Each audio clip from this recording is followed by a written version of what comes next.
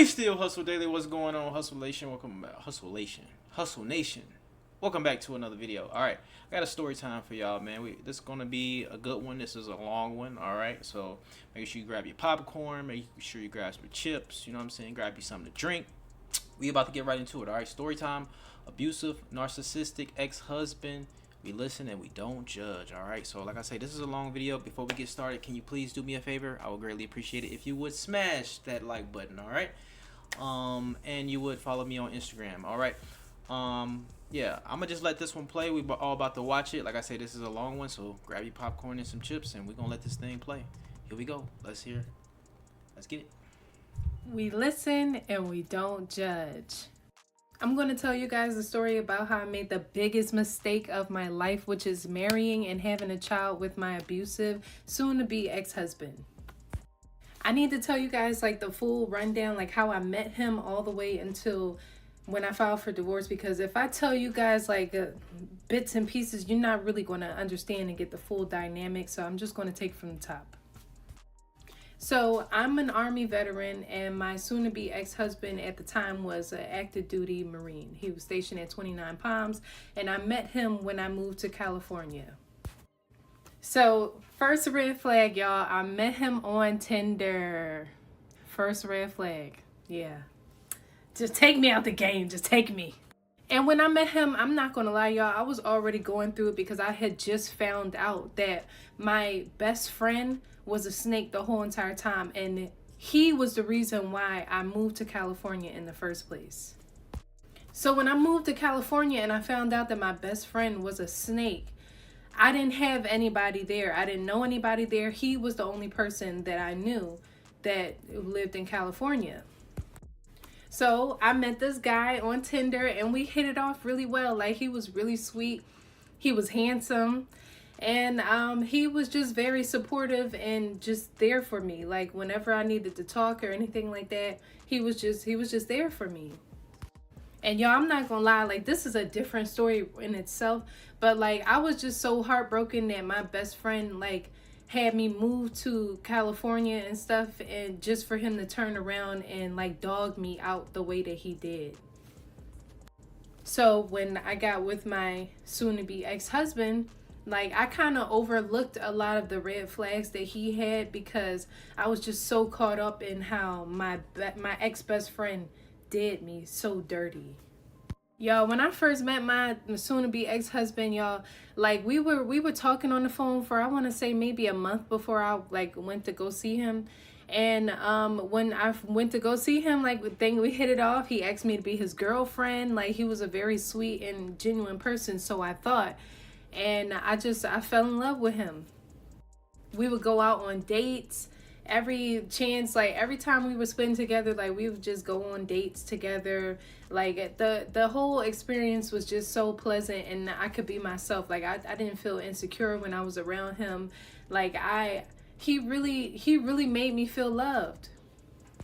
Now, at the time that I met my soon-to-be ex-husband, he was also going through some things as well with the military. And I totally understand that because I used to be in the military, and I used to go, y'all, anybody that been in the military, y'all know we go through some shit when we in the military. Like, your chain of command, y'all, I be ready. When I was in, I stayed in trouble all the time because people used to, y'all know.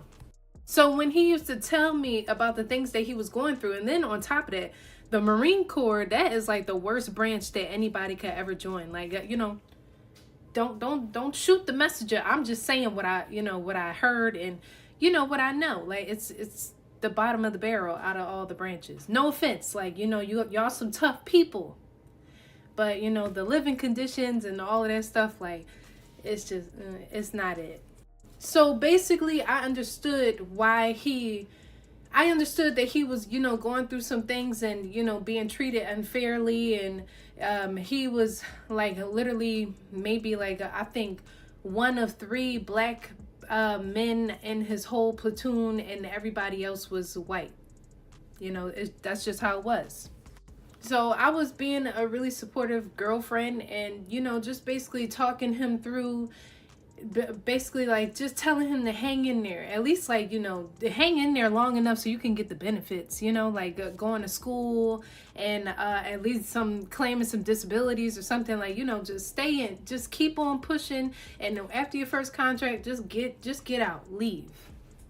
So from there, he ended up, you know, getting out. He didn't finish his full contract or whatever, but he ended up getting out, and I'm glad. Well, at the time, I was glad because he was complaining a lot, but I never like showed that to him that I was annoyed with him complaining and stuff. But I was just happy that he was finally getting out, because you know how somebody be like, they complaining and they telling you about something, and then it's just like, now it's getting me heated. Now I can't, like, now I feel like I'm in the situation myself.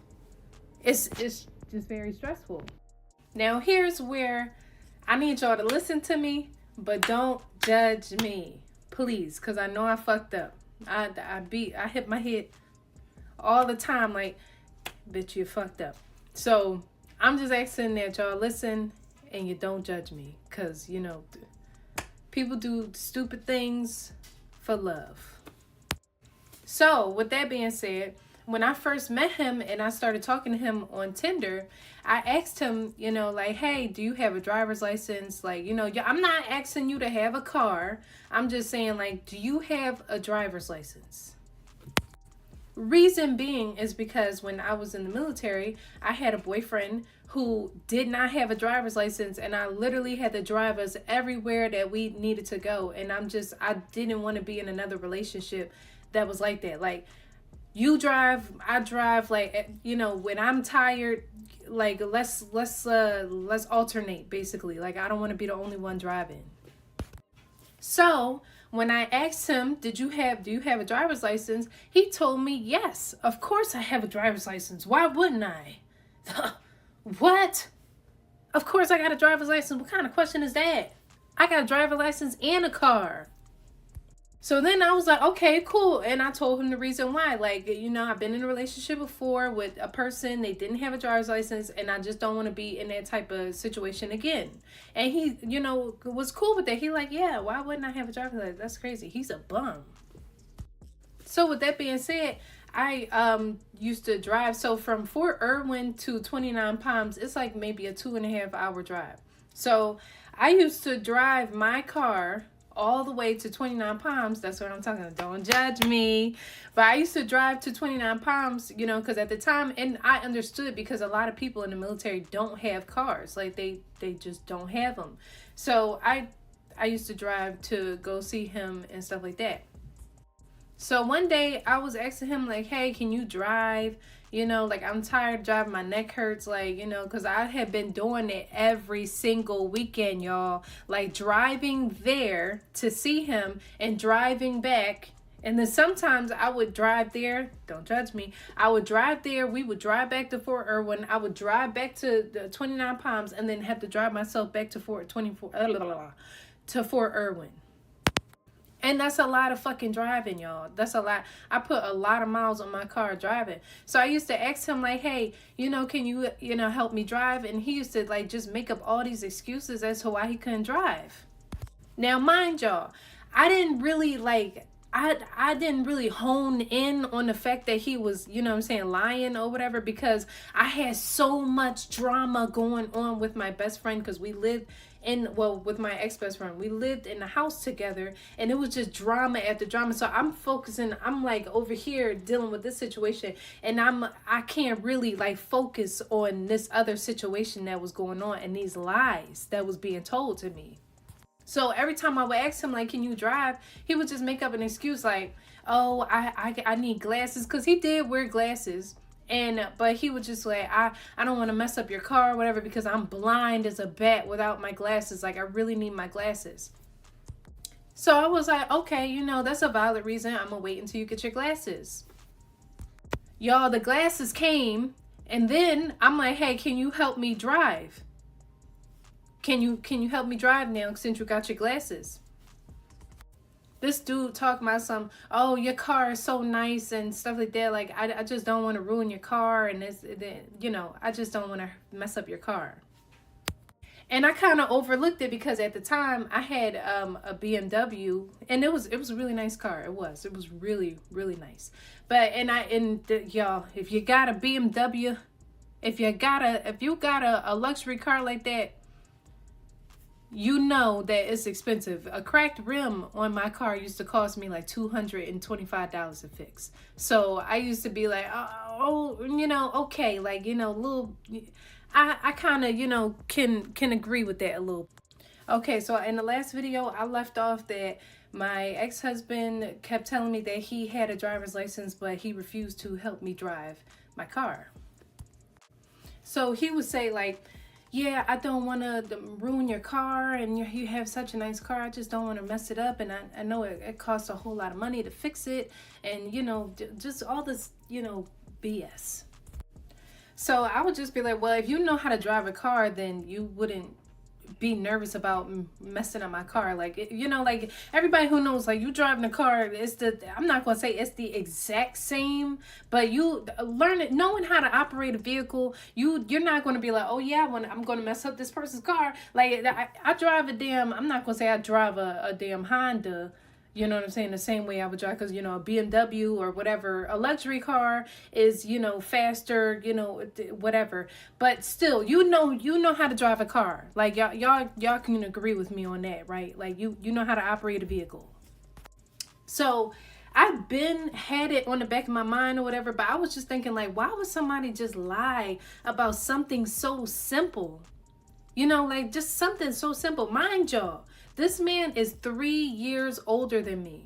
So if I'm 28 years old, this man is 31 right now, and still to this day, he does not have a driver's license. But let's go back. So anywho, at the time or whatever, I was just like, he's, 3 years older than me. Like, and I think at that time I was maybe like 24, so he had to be 27. So I'm just like, why, why would he lie to me about something and then be so confident with the lie on top of that?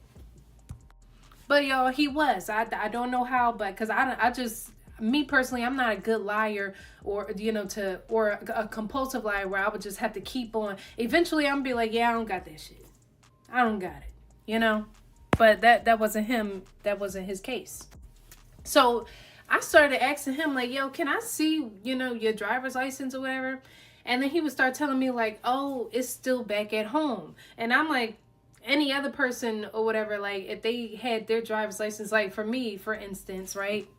When I first joined the military, I was 18. No, I was 17 when I signed up, and I was 18 when I left for basic training. But before I left for basic training, y'all, I made sure I got my driver's license before I left, because I knew that, yeah, I'm going to want to drive a car. I'm going to want to get me a car when I get to my duty station. So that part right there just wasn't making no sense to me. Like, how you got your driver's license, but you didn't bring it out here with you, basically.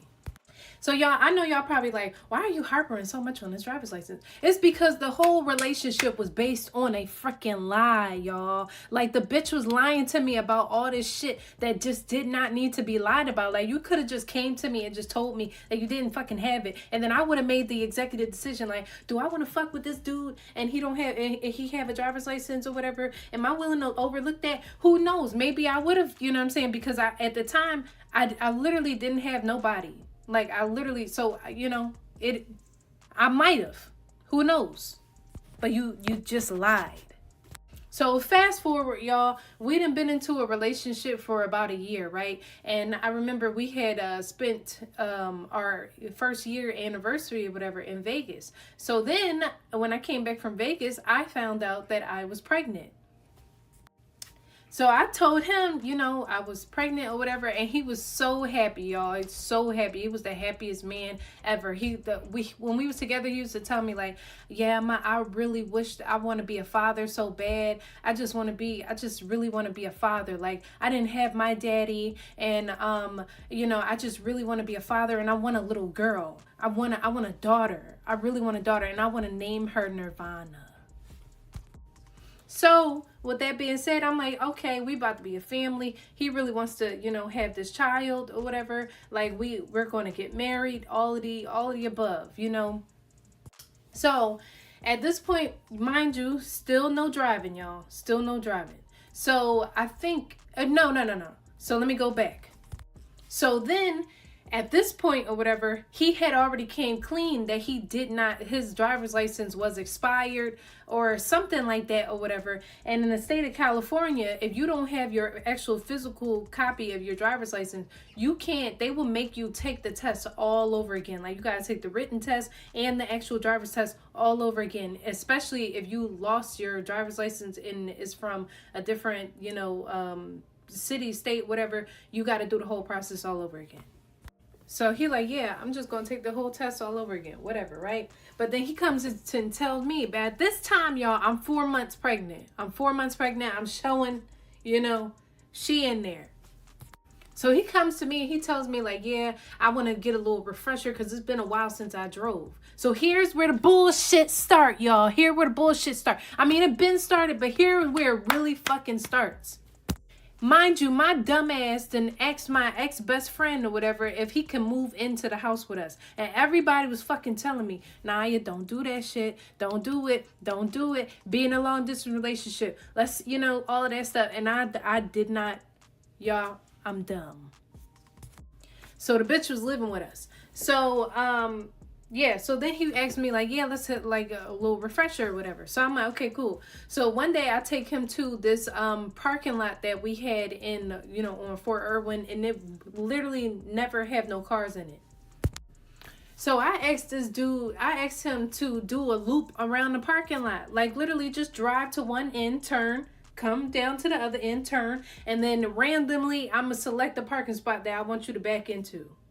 Right? Easy. Sounds real easy. So tell me why this bitch could not fucking do it. He couldn't do it. No. Like I'm telling y'all, this man has never operated a vehicle a day in his life. He could not do it. Something so simple could not fucking do it. So by this time, I'm feeling like Risa Tisa, like, yo, who the fuck did I get pregnant by? Like, what in the, how, Sway?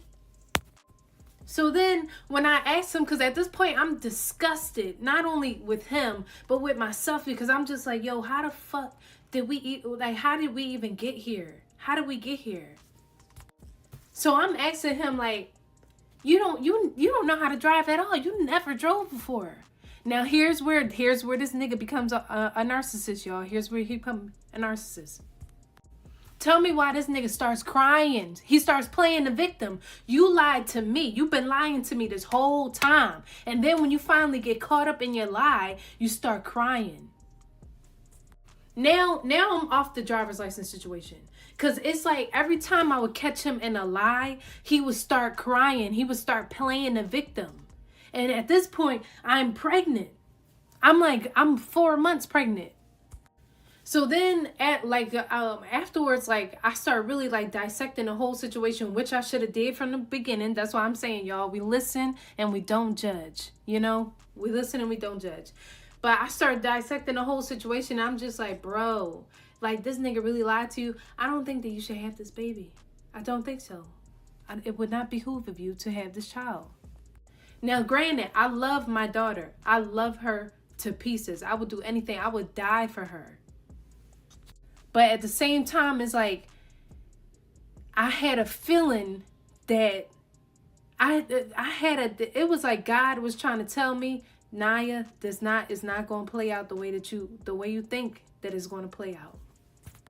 So at that point, I sat him down and I told him about how I was thinking about having a smortion, because he did not have a driver's license. He lied. Then every time I catch him in a lie, he starts crying.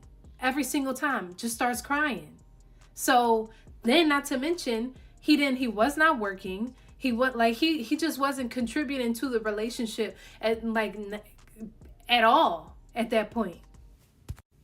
So then when I tell him that I'm thinking that we should, have a smortion, because it's not like at the end of the day, I'm going to be left holding a bag, because I feel like right now I can't depend on you because you've been lying to me our whole entire relationship so far. Like literally. So I left off that I was thinking about having a smortion, and because he wasn't contributing to our relationship, and yeah. So yeah, I told him that I was thinking about that we should get some smortion, because at the end of the day, I'm gonna be left with all the responsibility, and that's not fair. Like, you said that you wanted this child, you said that you that you wanted to be a father and stuff, but you keep lying about the simplest shit over and over and over again, and then you start crying every time when I catch you in a lie. Like, it's just like, I don't know, it's just, I was starting to feel like this person is sick. So with that being said, he basically guilted me, like telling me like, I can't believe you would just to think about having a smortion, and how bad I wanted to be a father, how bad I love this child, how bad I wanted a daughter, and blase blah, like all this stuff or whatever. So, and it worked, because I ended up keeping our daughter. So I love my daughter. Y'all. I do. I love her. I'm just disappointed in myself with who I chose to procreate with. That's all. But anywho, so I'm gonna start, getting to the good parts and stuff. So I ended up having a baby. And then on top of that, so y'all, I didn't got past, like, I'm still harping on the fact that he lied to me about the driver's license thing, but I'm like, at this point, it is what it is. There's nothing I can do about it. All we can do is focus on, him getting his driver's license. So yeah, so then this is where, stuff starts getting, a little crazy. So I remember I was talking to my mom and my sister about what I wanted to name, our daughter. So he told me that he wants to name her Nirvana. And at the time, I'm not going to lie, y'all, I didn't really like the name. So I wanted to name her Layla and make Nirvana her middle name.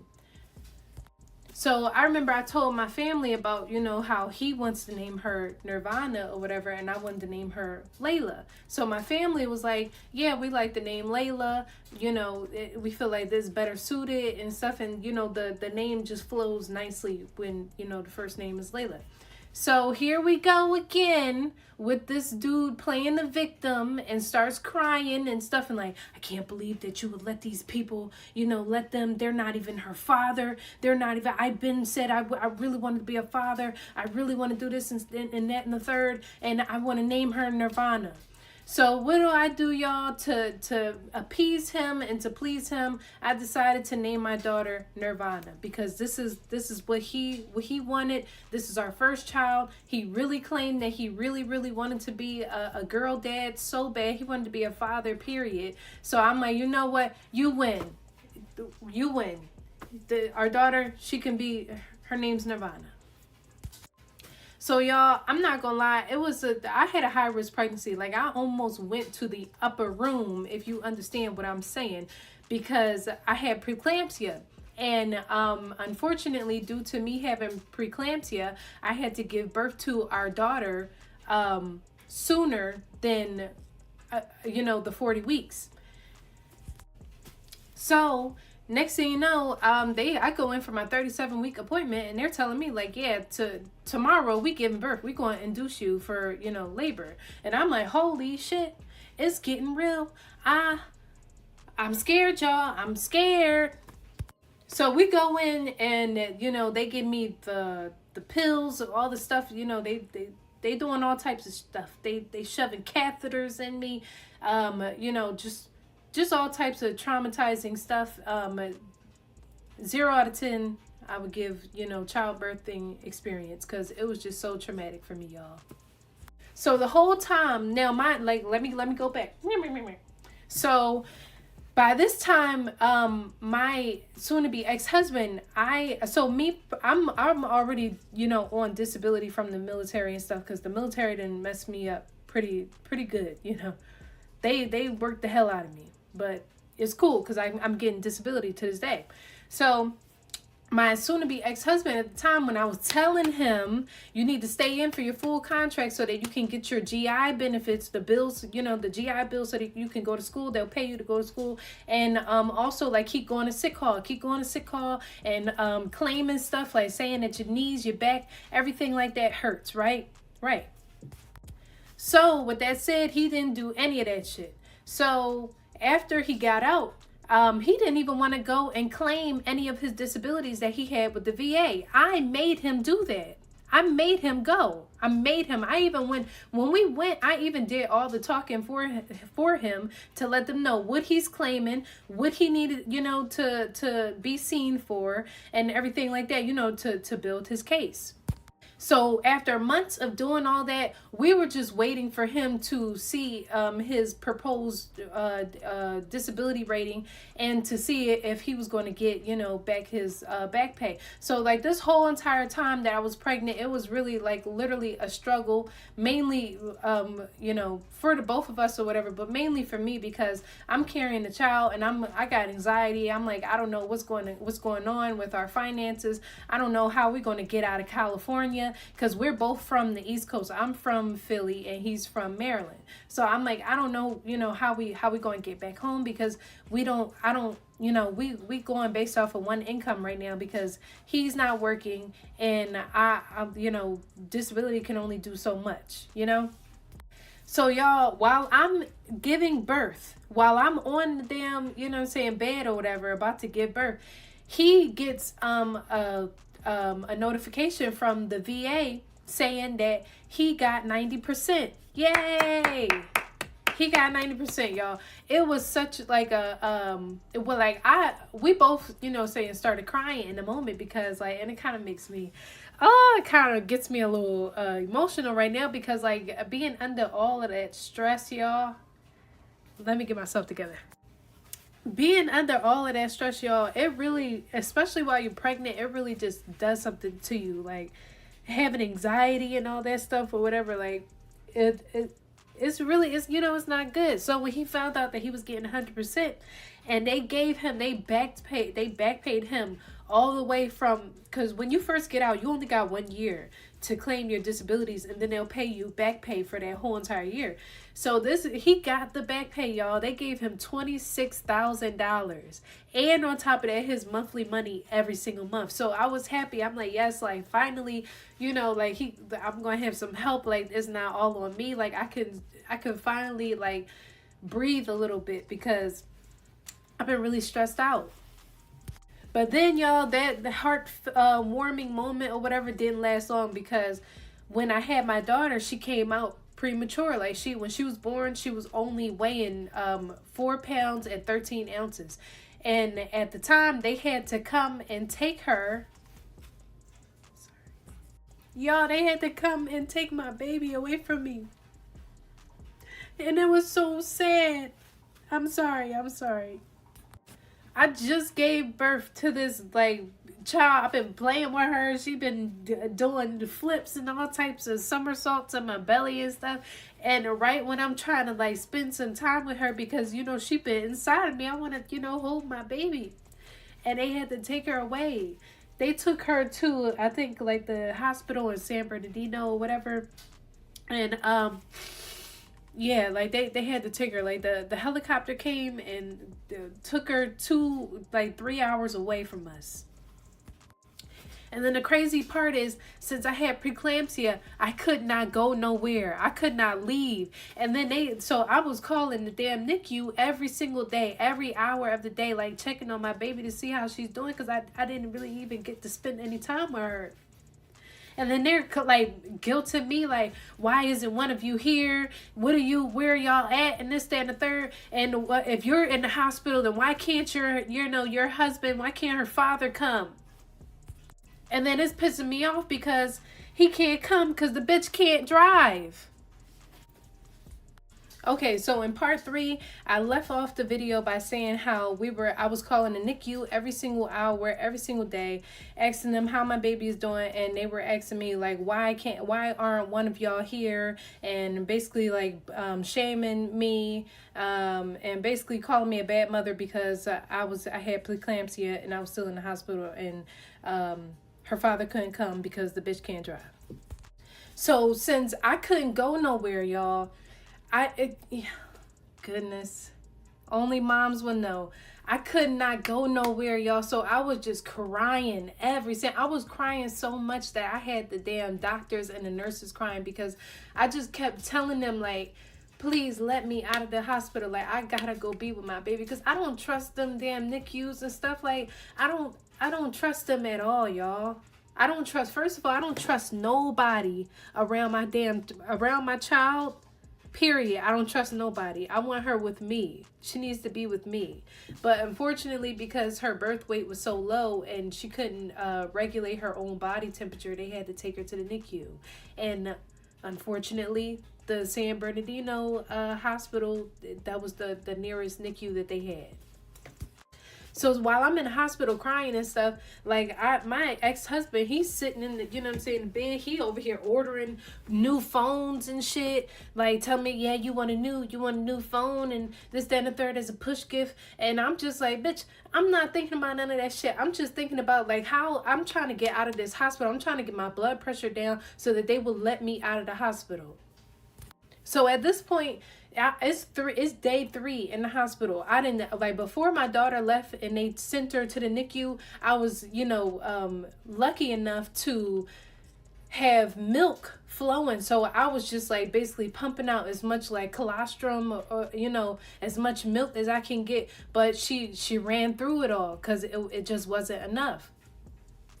So every time I called, they were just telling me like, yeah, she's not eating. We're giving her the formula. Do you have any more milk left? Like, somebody needs to get down here ASAP. So I'm still crying and crying and crying. Like, y'all, can y'all please let me out of the hospital?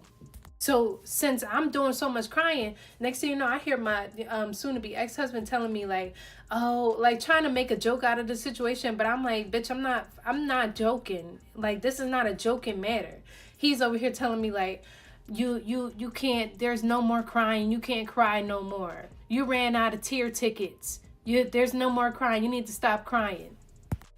And I'm like over here, like literally like trying not to cry because my baby, your baby, is somewhere 3 hours away and we don't know what's going on with her. We don't know if they're taking care of her properly. We don't know shit. I need to get over there. So that's why I'm crying. Like, bitch, stop telling me to stop fucking crying.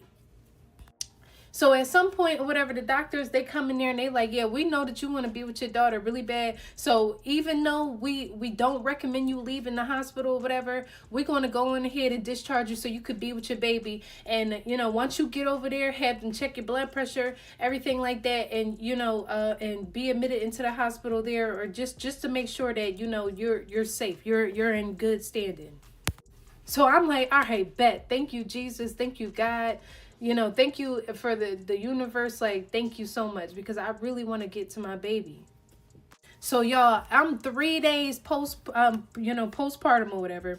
And I had to drive 3 hours to San Bernardino while my soon-to-be ex-husband was, buying damn cell phones and all types of shit and being passenger prince, on the passenger side. So then we finally make it to San Bernardino or whatever.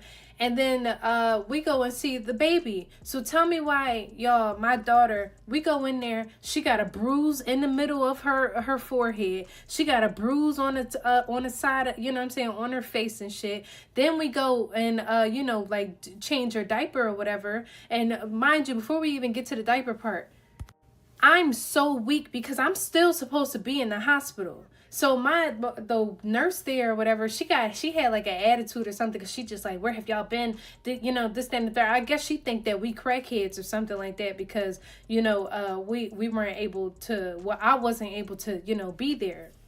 So she asked us for help. She like, yeah, do you guys know how to change a diaper? So my soon-to-be ex-husband going to say, yeah, I know how to change a diaper, but she needs to learn so she can change her. At this point, I don't know if I already mentioned this, but I can barely fucking stand. And you gonna make me change the fucking, pamper or whatever because you saying that I need to learn. But whatever. I'm like, I care. I'm just, at this point, I'm not even thinking about him. I'm just thinking about how I'm just so blessed and so, like, just happy to be in the presence of my daughter. And I can finally, like, take her home with me. So then while I'm changing my daughter, I noticed that she got a diaper rash. So what that tell you? That tell you that these bitches ain't even been changing my damn daughter's diapers the whole entire time while she's in the NICU. So I'm just like, you know what, y'all, I used to be a reform crash out. I used to crash out. I used to be fighting bitches. I'm trying to tell y'all, but I'm not trying to live that life no more. And I feel like God really be testing me sometimes, y'all, because in that type of situation, I really wanted to go off and smack the shit out of the fucking nurse and ask her why the fuck my daughter got all these damn bruises and shit on her face, and why the fuck she got a damn diaper rash and shit like that. What the fuck are y'all doing in here? What are y'all doing? But I'm just like, you know what, Naya? Woosah. Calm down. Because she not going to be in here too much longer. You're going to be able to take her home. So then when we there, I'm thinking that we're going to be able to take her home that same day. Tell me why the nurse tell me, oh, we think that she got jaundice. Like, bitch, she don't got fucking jaundice. She just light skinned. Do I look like I got motherfucking jaundice? No. Then come to find out, my daughter never even had fucking jaundice in the first place. So you just wanted to keep her there for no fucking reason at all. You just didn't want us to take her back home with us. So every time when it was time to take her for her to go home or whatever, they were telling, like, the nurse was just like, oh, well, they got to do the car seat check, which I understand. You got to do certain checks and all this stuff. But they just kept trying to keep her there. So for 2 weeks, we had to stay in San Bernardino. So this is where I start, you know what I'm saying, getting pissed off, right? So my soon-to-be ex-husband or whatever, like, he the one that just got the $26,000. So I'm like, we got to stay here. He complaining like, oh, these hotels, they taking a lot of my money and this, that, and the third and blah, blah, blah. And I'm just like, bitch, shut up, because this is your fucking child. We're here to see the child that you begged to have, the child that you begged to name, the child that you just really wanted to be a father for so desperately. We're here for that child.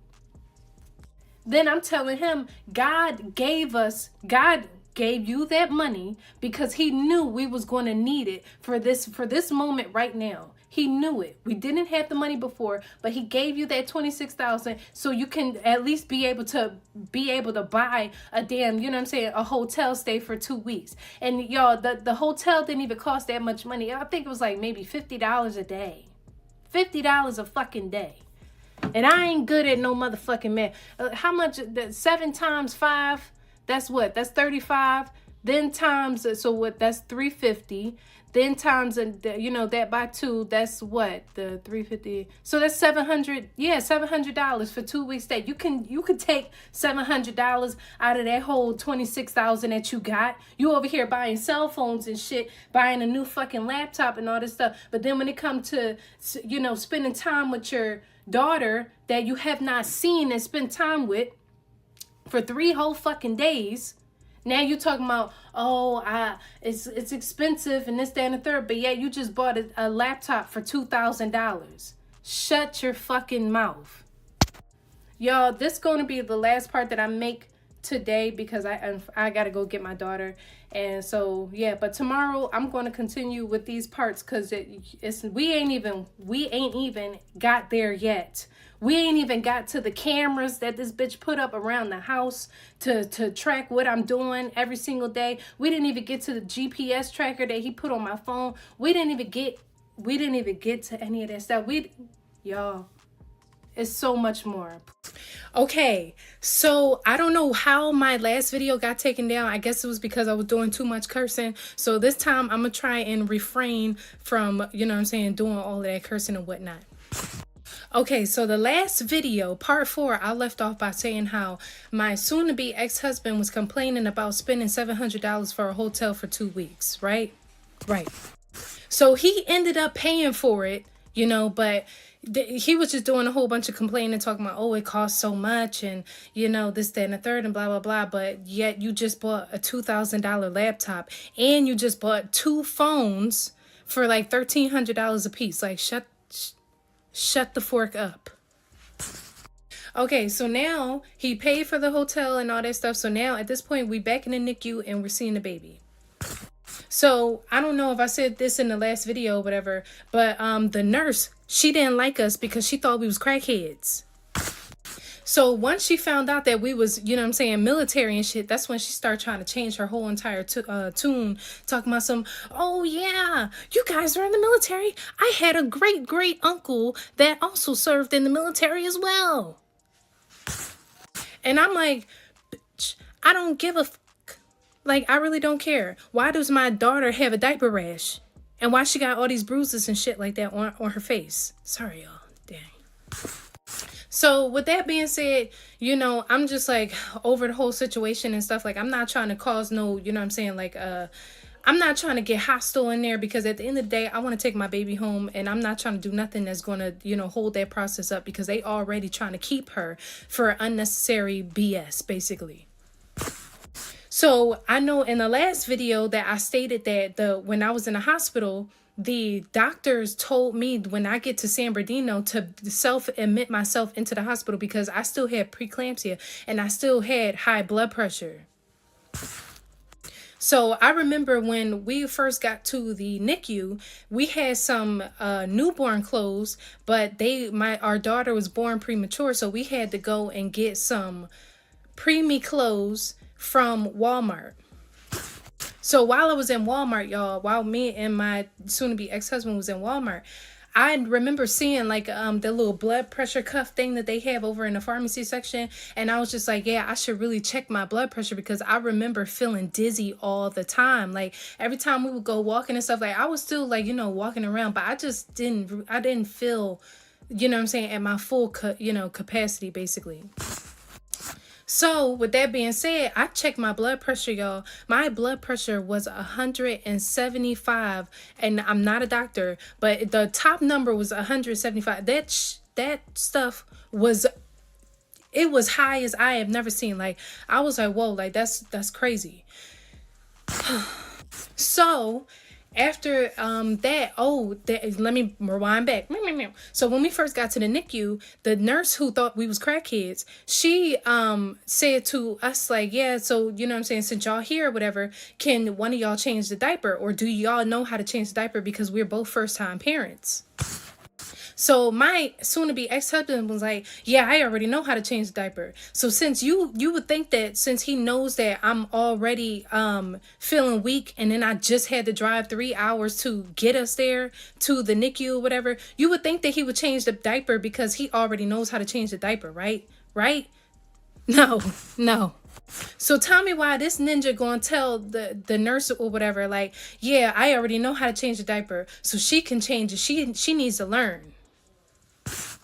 So y'all, mind y'all, at this time, I'm already I'm just so grateful to God that like I'm reunited with my daughter. So that did, tick me off or whatever, but I just kind of ignored that whole thing, because I was just so, so just happy and thankful to be in the presence of my child. So mind y'all, every time we would come, like, cause we would we would come there, stay for an hour or so I can pump and stuff and feed the baby. And then after that, we would burp her, do everything we needed to do. And then we would leave, go get some food. And then we would come right back. And then it would be the same thing. We would, leave, go, do whatever it is that we need to do, shower and all of that stuff or whatever. And then we would come right back. And then, throughout the night, we would, stay in a hotel and stuff. And then, every single day we would just do the same thing over and over again. So at some point, I just kept feeling like dizzy, weak, all of the above. And I kept having it in the back of my mind, like, you got to go to the doctors. You have to, go and make sure that your blood pressure is good while you're here. You need to stop putting that off. So then at one point I was telling my soon-to-be ex-husband, like, yeah, I still need to go and stuff like that, but I'm kind of scared that they, that they're going to admit me into the hospital. So after I tell him that, he's like, oh, I think that you're fine, and this, that, and the third, I think you're fine, and, whatever. So I ended up, telling him, like, no, I'm going to just go, because they told me I need to go. Like, it's really important that I need to go and make sure everything is okay. And so I did. Y'all, tell me why, when I went to the hospital and stuff, they had to emergency admit me into the hospital, because when they checked my blood pressure, it was 165 over, I don't know because I'm not a doctor. I don't remember the bottom number, but it was like astronomically like high. Like it was insanely high, y'all. All the nurses stopped what they was doing to come and tend to me and help me, and like basically put me on magnesium. If anybody had preeclampsia before, you familiar with being on magnesium, but they had to hurry up and hook me up to machines, put an IV in me, do all this stuff. Like they basically like I was about to go at any given moment. So I'm just so glad that I went when I did, because who knows, you know what I'm saying, what would have happened to me. So the whole time while I was in the hospital or whatever, I can't, you know what I'm saying, drive or do nothing or whatever, because I'm admitted into the hospital, right? Right. So then while I'm in hospital, it's all the responsibility of taking care of the baby and stuff is left to my soon-to-be ex-husband. Okay? Keep this in mind. So while I'm in the hospital, I'm talking to him on the phone and stuff, and he just kind of like just keep on complaining, y'all. Just keep complaining.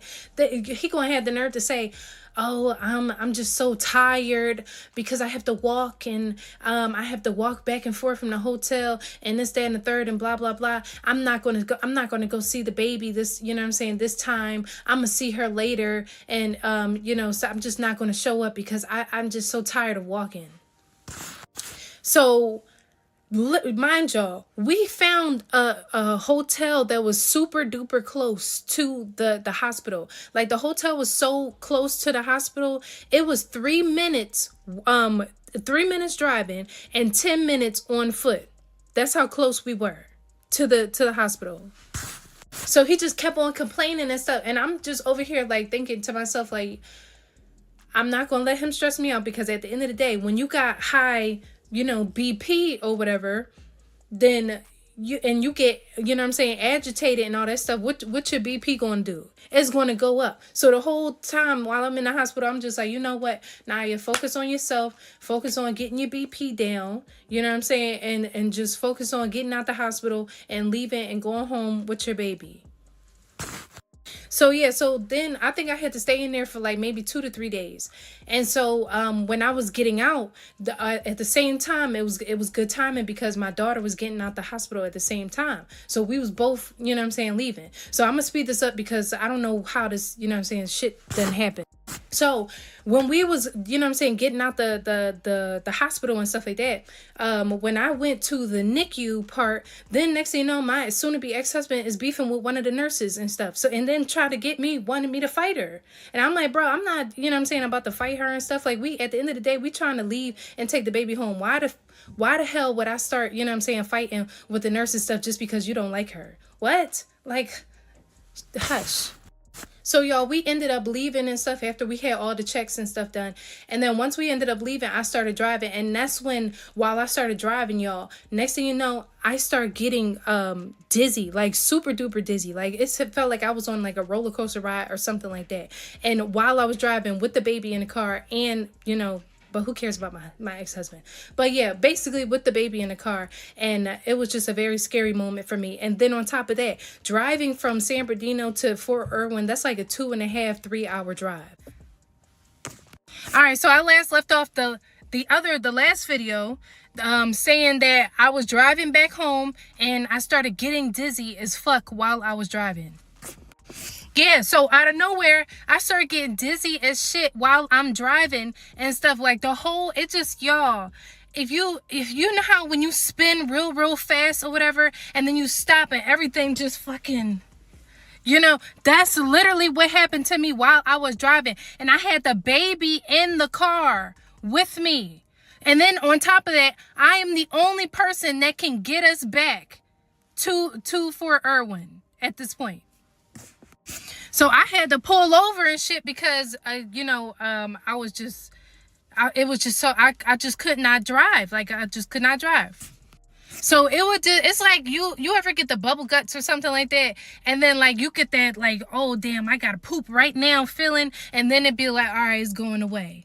And then you out of nowhere come back. That's what was happening to me while I was driving, and the shit would just spin at random.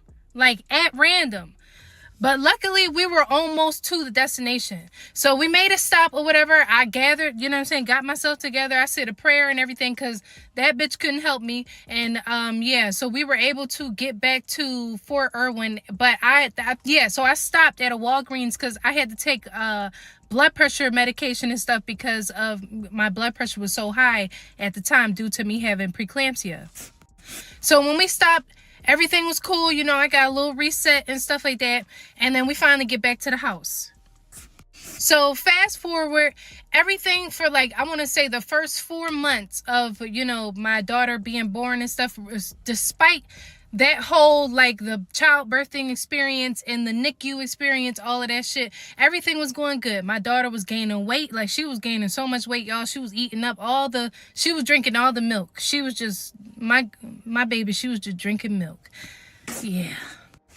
So, yeah, and then he was, you know, he was being a decent father. Like, he was doing what he was supposed to be doing, basically. So, if I needed to run errands and stuff, he didn't have a problem with watching the baby. Like, they would spend time together. Like, in the beginning, he really enjoyed being a father. Everything was good. He loved our daughter. So, here... now, mind y'all, during this whole entire time, I got beef with my ex-best friend, okay? So I'm still dealing with all of that drama and shit, which I'm going to make a story time about that, because that story, y'all, is crazy. I don't know what, that story is crazier than this story. But anywho, so I'm still going through all of this drama with my ex-best friend because we're all living under one roof. So I'm going through all of this shit with him, and you know, it's just crazy. So I told my now husband or whatever, soon to be ex-husband, I told him I came up with a plan because I was just like, I had already, so I'm gonna tell, like, all right, so quick side note, right? So anybody that been in the military before, y'all already know that it's a lot of people that have contract marriages. So what is a contract marriage? A contract marriage is when two people in the military, or it could be like somebody trying to get like citizenship or something like that. I don't know, but I'm gonna just only speak for the military, right? So like two people in the military, they want to get extra money or something. It depends on if both people are service members. So if both people are service members, both of them get paid extra money to be married. So, but if one person is not a service member, because at the time I was a veteran, I wasn't in the military anymore. So my ex-best friend, he was in the military at the time. So he was getting paid extra money for me being married to him. And then also we had a house and stuff like that. So we had a contract marriage at the time. So now back to me and my now ex-husband. So, yeah, so I came up with a plan that I'm going to divorce my ex-best friend or whatever. And then, so I told my now soon to be ex-husband to go back home and set up shop. Okay, set up shop for when you know what I'm saying, we ready to leave, because I'm there to, you know what I'm saying, handle my business, you know what I'm saying, like pay some debt off and stuff, and I'm living there rent free. Like I wasn't paying no bills other than like my car note and like little credit card debt and stuff, because the whole point of me moving out there was so that I can tackle all of my debt. So with that being said, now I gotta backtrack some more. So when me and my soon-to-be ex-husband was talking, he was telling me, because I was just like, should we move to Maryland or should we move to Pennsylvania? Should we move to Philly, or you know what I'm saying? Where we moving to? So he basically told me like, yeah, we should move to Maryland. It's such a beautiful place. It's a family-oriented place. It's just so lovely. Laurel is just the greatest place, you know what I'm saying, on the earth. He didn't say that, but that's how he was talking it up. Like just talking it up. So then he also was talking about how his family, because this was me and our first child. So, but in his family, our daughter is the only child in the family. So she's the first grandchild. She's the first child, period, in their family. And then in my family, it's like plenty of children. Like my daughter, she got like a whole bunch of cousins. She got like, I can't even count so many cousins. So he just basically told me like, yeah, I want to move to Maryland because my family, this is the first, you know what I'm saying, baby, first grandchild, everything. And my mom and my family are really excited because they they want to see the baby. Not to mention, he keeps telling me about how it's such a pleasant, place. And there's plenty of, places for us to go out on dates and all this stuff. Because at this point, we ain't been out on no dates or nothing like that. Because at that point, he wasn't in the military anymore. And then, we just didn't go out on dates and stuff. So I'm just like, oh shit, we about to go on some dates again. Like, you know how it was in the beginning or whatever. Like, it was a family-oriented place. Then he was telling me like, yeah, and my family are going to help us. So if we want to go out and do stuff, my mom, my sister, my family will watch the baby. So I'm like, shit, I'm sold. They want to be, like a part of our daughter's life and shit. They want to help us out with the baby. It's a great place for us to raise our, have a family together and stuff. I'm sold. Let's move there. So since he's already from, Maryland or whatever, I'm like, and we also talked about this too, because he said that he had a career job before he joined the Marine Corps. So I'm like, oh, okay, cool. So he basically said that he didn't have no problem with getting that job back once he was to, get out of the military. So I'm like, great. So that's when I came up with the plan, like, all right, so you finna go back, you finna move back to Maryland, you finna get, a job, you finna get the apartment, get everything going, so that when me and the baby finally come, back or whatever, we have somewhere to come to. We have a home already established. So by that time or whatever, so he left. And he ended up going back to Maryland and stuff. And I was still in California, with the baby the whole time that he was, in Maryland.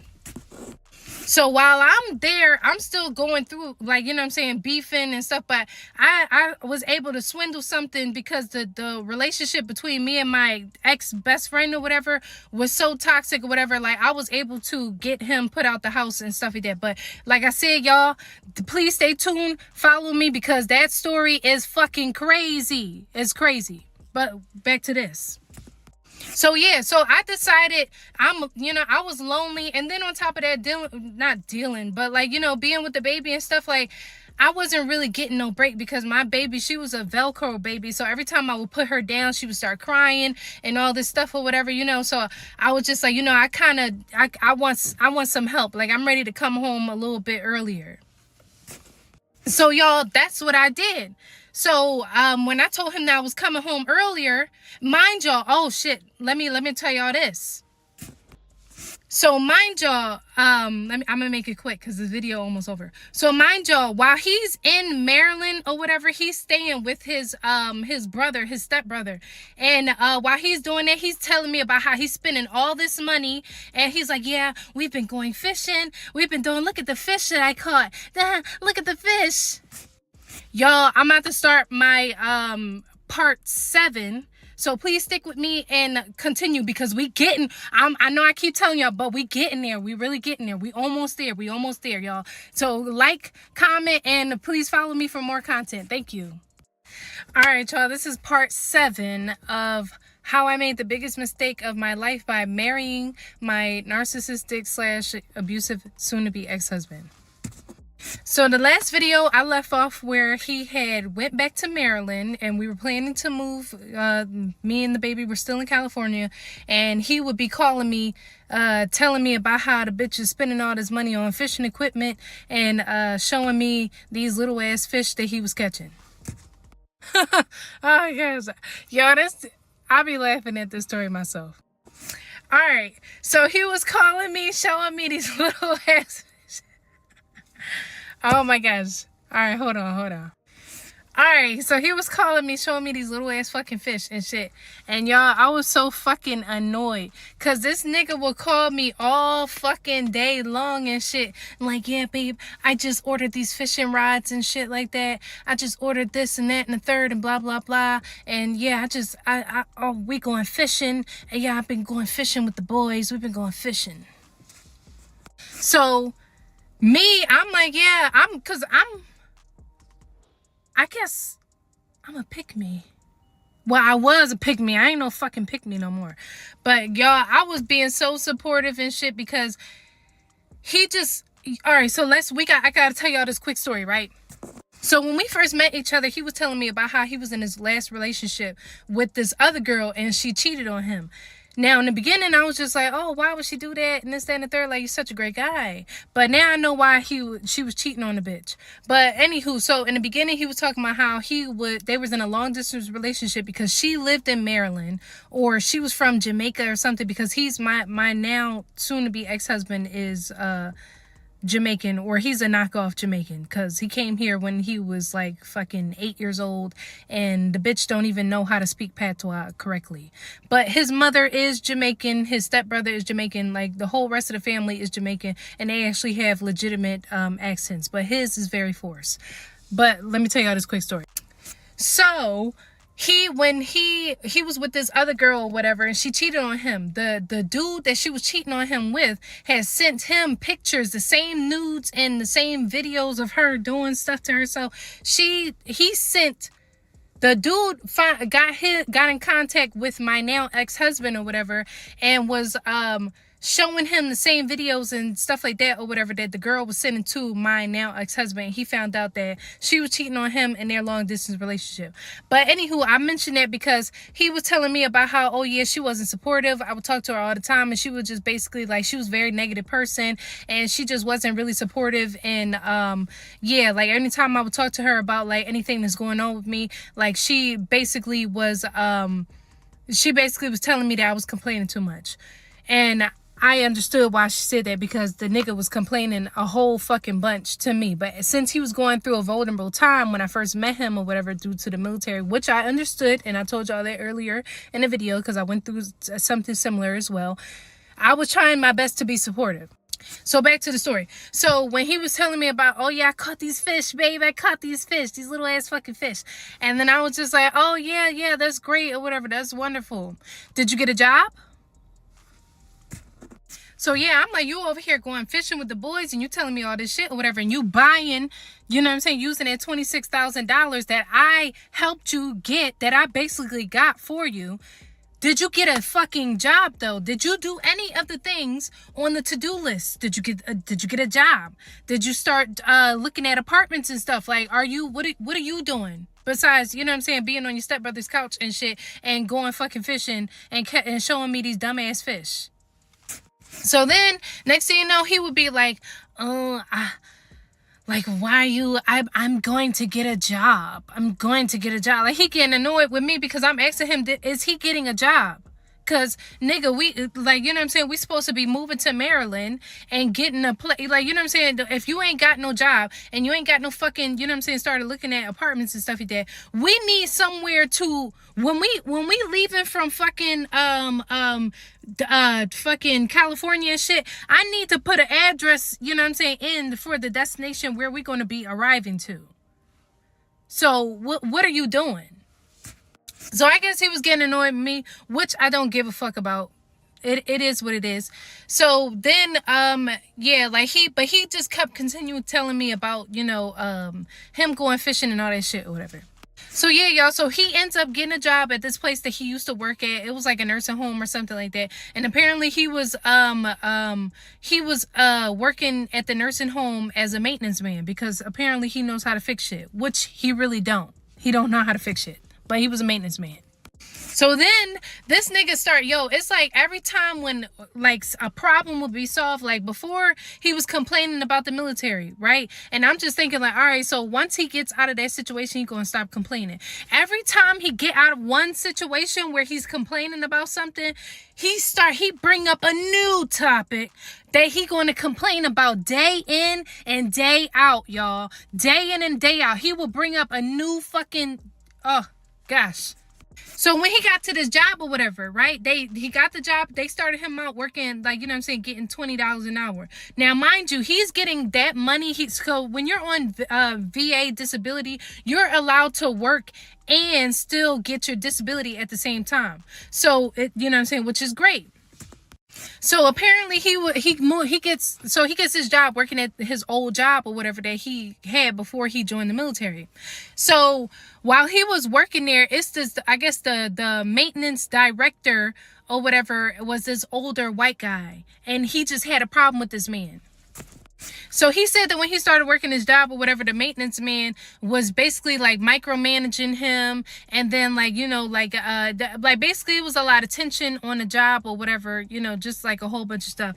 And apparently the dude, he was a weirdo and shit, but he just kept complaining about this dude every fucking day. Like he was just complaining so much, y'all, just so much. So then, I guess something, I don't know what happened exactly or whatever, but he was able to get the maintenance man fired. Like, well, I guess the maintenance man was under investigation and he ended up quitting because he didn't, I guess he just ended up quitting because the man was about to retire anyway. So he just ended up like saying, fuck this job.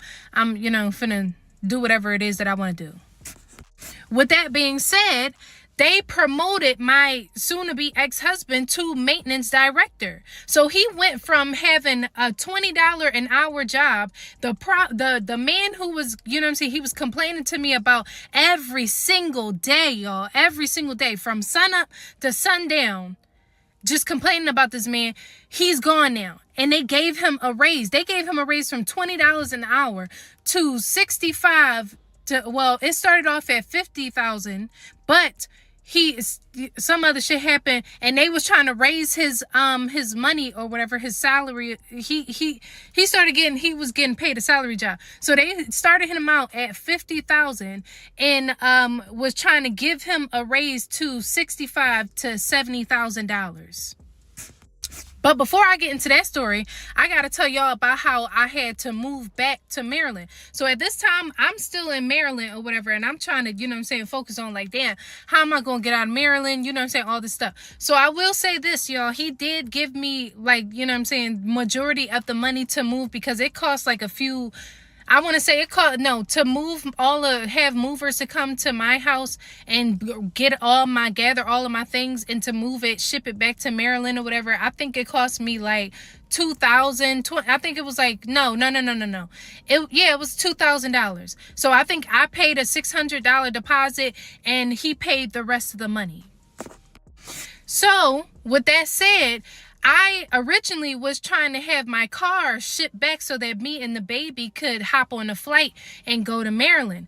But I paid the guy to ship my car and stuff, and they weren't showing, and I paid for the plane ticket too, and they just wasn't showing up on time. So all the movers was there to get my household goods and all that stuff or whatever, and then I paid for the plane ticket, but the guy who was supposed to pick up my car on that day fucking just decided that he didn't decide. He just kept telling me like, oh yeah, I can't come, can we do it next week and stuff? And I'm like, no nigga, I need you to come and pick up my car now. Like, I already paid you, and if you're not going to pick up my car now, I need my motherfucking money back. In the last video, I left off that I was still in not Maryland. I was in California, and I was trying to get my car shipped along with my furniture and everything back to Maryland. And the guy who I paid to ship my car back to Maryland, he kept trying to reschedule on me, and I'm like, I can't stay in an empty house with no furniture and my daughter and all that stuff. Like, I just can't. So yeah. So the man ended up giving me my money back. At first, y'all, he was not trying to give me my money back. I had to cuss his ass out like, no, because I didn't sign nothing. I didn't do, where I signed anything at, huh?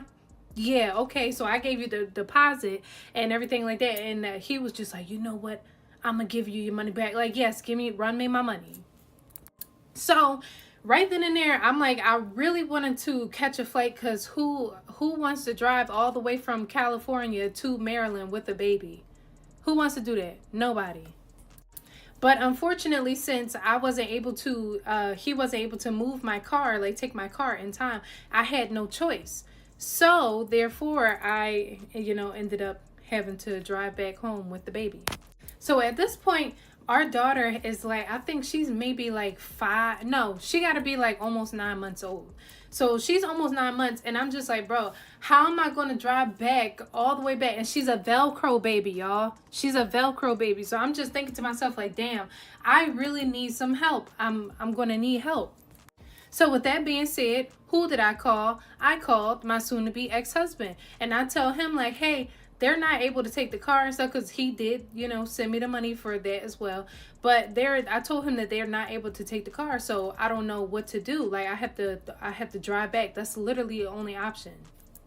So at this point, he was able to land the job. He was able to go back to his old job, which I was telling y'all earlier. But yeah, so he was able to get his job or whatever. But he was telling me that, because I asked him, I was like, yeah, can you come out here and like, just basically, because y'all know that he can't drive, y'all. So all I was asking him to do is, like, I needed him to help me, like, not help me drive, but like just be in the car with me in case the baby start crying, or she needs to be changed, or she needs to be fed, anything that she needs or whatever. Just be here so that, like, we don't got to pull over and stuff like that. Like, we could just keep driving. So here we go, y'all, with excuses. So this man started telling me like, oh, I just got this job and they're not going to let me leave and this, that, and the third. And I just, I just started working. So I told him like, you had that job before. You already you have a relationship with these people because you worked at this job for some years. So I'm pretty sure that if you told them, yeah, you just moved back to Maryland because you got out the military and you have a wife and child that's still in Maryland that you need to go and bring them here, I'm pretty sure that they would have been able to be like, okay, yeah, go, you know what I'm saying, dude, go on ahead and go get your wife and your child, and then, return back to work when you're able to. So he's telling me that that's non-negotiable. He's not able to because he don't want to get fired. And then next thing you know, he starts telling me like, oh, well, why don't you just get your sister or your mom or your brother and stuff like that. So literally, y'all, I asked everybody in my family. Everybody was like, I can't do it because they have their own lives. Like my sister, she got 3 kids. She's married and she has a job. She's a registered nurse. So she's not, going to be an option. Then I have another sister. She has 2 kids. She works full time. She's not an option. My mom, on the other hand, she could have came out there. She could have came, but whatever. Then I have a brother but he's also, at the time, he was a full-time student. I think that he was he was going to Berkeley. So he was going to school in San Francisco. I think that's where Berkeley is. But anywho, so all of these people could not go. And everybody that was asking, they were like, well, why don't you just ask your husband? You know what I'm saying? Why don't you just ask him to come out? And then everybody was just like, I was telling them, oh, he claimed that he can't come because he just got this new job and he doesn't want to get fired or some bullshit, whatever. And they was just like, I'm not believing it. So at this point or whatever, like, I'm like, hey, I'm trying to get out of California as soon as possible. So everybody's telling me that they can't come because obviously for obvious reasons, they have their own lives and children and all types of stuff. So like they just can't come. But he could have came. Like, I'm not trying to hear nothing that nobody say. Like, he could have came. And everybody else in my family, of course, and other people that I've told the story to also agreed that he could have came out there. So I ended up having to drive all the way from California to Maryland by myself with the baby. Y'all, it took me 3 days to drive back. I barely made any stops. I didn't make no stops unless I had to. And then the whole time that I was driving, y'all, imagine driving more than 24 hours with a baby who's crying because they desperately want you to hold them. That's crazy. So I got family in Kansas or whatever. So I ended up stopping there and getting a few hours of sleep. And then I got right back on the road and went straight to Maryland. So when I get to Maryland or whatever, my soon-to-be ex-husband, he's trying to introduce me to all these people and stuff like, I guess like trying to show me off because hey y'all, I'm a humble lady, okay? I really am. So I would never ever say like I am the most beautiful woman in the world or anything like that, because I'm just going to be real. I know I'm not. It's women out there that look way better than me. So I'm just a very humble lady. I really am. But on that note, he wanted to show me off because he feels like I look better than his friends, girlfriends and baby moms and all that stuff or whatever. So he wants to introduce me to these people after I just drove 3 hours. I don't want to be introduced to nobody. I want to get somewhere, lay down, get some food in my stomach and just chill and relax. That's all I want. That's it. So when I first meet, you know, I'm telling him like, yo, I don't want to meet these fucking people, yo. I don't want to meet these people. But me trying to be a supportive wife and trying to be a good wife and all this stuff, I was like, you know what? If these people are important to you, then I'll talk to them. So he introduces me to one of the dudes or whatever, his baby mom. And the girl did not like me, y'all. She did not like, she didn't even like ask me what my name is or nothing like that. Like she just, I guess, you know, saw the way how his, her baby dad or whoever was looking at me and stuff. I don't know, like, you know, don't shoot the messenger. But she just was not feeling me from the rip. And I was trying to make conversation with her because I'm a very nice girl, y'all. I am a girl's girl. So I'm trying to talk to her, like, you know, and introduce myself and let her know, like, I'm not, you know, like a stuck-up person or anything like that. Like, I'm a really, like, nice person. I'm a friendly, easygoing, you know what I'm saying, like, woman. She was like, nah, I'm not trying to. And then, not to mention, y'all, I don't got nothing against people who, you know, do this. Me personally, I don't, like, I just would not feel comfortable or anything like that, like, smoking, you know what I'm saying, like the reefer or gardening and stuff like that in front of children. That's just me though. I don't know what, you know what I'm saying, other people be doing at home and stuff like that. But me personally, I just don't like that type of stuff. But yeah, so that's just the type of person that, you know, she is.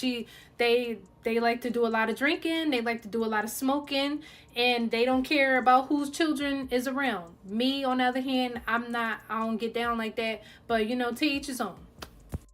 I'm just so happy that I'm back, you know, in Maryland at this point. So, you know, I'm back. I got help now from my family. You know, he told me all these great things about Maryland. We finna go on, you know, do all this stuff where we finna explore as a family. Everything's going to get better, right? Right. That's not what happened. So at this point, I'm about to start the next video, y'all. So please stay tuned. It's about to get real good, y'all. I promise. It's really about to heat up in here. Please like, follow me, and yeah, just support my content and stuff. Like I'm trying to get more followers, y'all. So please support. I really appreciate everybody who's listened to my story so far. Thank you. Okay, y'all, so this is part 9 of how I made the biggest mistake of my life by marrying and having a child with my soon-to-be ex-husband. All right. So the last part that I left off at, y'all, I had drove 3 days from California all the way to Maryland by myself with the baby. And I'm finally happy because my family is reunited and we all back together now. Yeah, so he introduced me to his friend's baby mom. And some, you know, his friend, his stepbrother, and, you know, like, basically that's pretty much it that he introduced me to when I first got there. And I didn't want to. So here's where we start with the bullshit, y'all. Here's where we start with the bullshit, okay? Let me tell y'all this. All right. So remember that $26,000 that I helped him get from the VA because I took him to claim all of his disabilities with the VA? Remember that? Yeah. So tell me why, y'all. It's only been 3 months.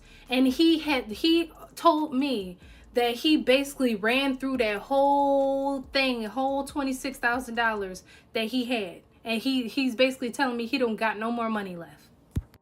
So after I get to Maryland, right, y'all? So I get to the brother's house or whatever, and I think that he was paying for a hotel for us to stay in because at the time he was staying on his stepbrother's couch. So I remember we stay at a hotel and stuff, and like for the first couple of days, and then afterwards I went to Philly so that I can show off the baby and stuff to my family. But before I went there, we were talking, you know, spending time with each other. Everything was cool at first. So at this point, we were still like, I guess the apartment that we had applied for was not ready yet. So I drove back home in July. And they were telling us that the apartment wasn't going to be ready until September. So I had to stay with my family until the apartment was ready and, you know, stuff like that. But in the meantime, I was coming back and forth from Philly to Maryland so that, you know, I could spend time with my husband. He could spend time with the baby. Like, we can all spend time together. So I remember but I wasn't coming up every single day, y'all. It was maybe every other weekend or something like that, right? So mind you, y'all, this man is getting, so let me go back for anybody who hasn't watched the video, prior to this. So he got the 26,000 when our daughter was born, when our daughter was first born. So mind you, our daughter is 9 months at this time. But the way how VA disability works, like when you get that back pay, you get that lump sum of money, and then they pay you your disability rating every single month, which is like a couple thousand. He got that lump sum money, and he's still getting that, that extra, money for his disability rating. And then when he went home, when he went back to Maryland or whatever in April, I think he was out of work for maybe about like 3 weeks to a month. So you've been working, I say like if he's been gone for 3 months or whatever from me, you've been working out of them 3 months, you've been working 2 months that whole time. So you got that lump sum of, that 26,000. Then on top of that, you getting disability from the VA every month, and you're working. So how did you run through, and you're staying on your brother's couch? And mind y'all, the brother asked him to help him with some bills and stuff like that. And my soon-to-be ex-husband said, hell no, I'm not paying him nothing. I'm not giving him shit. Yeah. So with all that being said, you're not paying no bills at the brother's house. You're sleeping on the couch, right? Only bill that you're paying for is maybe your cell phone bill, and that's literally it. You're not paying, and maybe student loans. You're not paying nothing else. So where the hell is all this money going? Where's all your money going? You got the money coming. You had that money, the 26,000. Then you got the money that's coming every single month, and you're working now. So how did you run through that whole 26,000? I'm confused. I'm mind blown. I'm not understanding. So when I'm coming there, I remember him telling me like, oh yeah, I'm not going to be able to pay for any more hotels and this, that, and the third or whatever, because I'm basically almost out of that money that I got from, the back pay. So I'm telling him, how are you out of all the money when, you getting the money every month, and on top of that, you working there. So and you're not paying no bills. So where is your money going? Don't y'all know this?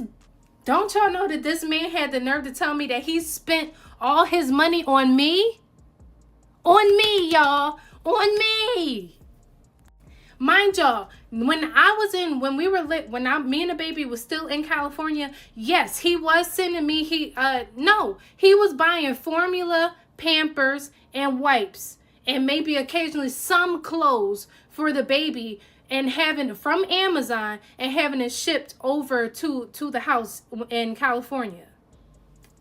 But still, y'all, that amount, the stuff that he was buying, that shit don't add up to no goddamn $26,000. And you was only gone for 3 months. So where did your money go? Something you put 2 plus 2, come on now. It's not adding up, y'all. It's not adding up. Where did your money go? So at this point, he's mad at me because I'm asking him, I'm questioning him as I should. Cause where did your, like, y'all, I know I keep asking, but where did this money go? Where did this money go? You're not paying no bills. You're working and you getting disability from the VA every single month. So how the hell do you not have no more money left and you can't pay for a hotel? And y'all. Now, I will admit, he did pay, like majority of the moving expenses and shit like that. But the car, all of that stuff or whatever, like the shipping of the car, I don't think that he gave me I don't think he gave me the money for that. So it's like, yeah, you did pay that $1,500 to move the furniture, but other than that, like, where did the money go? So at this point, y'all, whenever I know y'all, I told y'all before, whenever I would approach him or ask him any questions about, or catch him in a lie, y'all, he would start crying. Remember how I told y'all that? Yeah.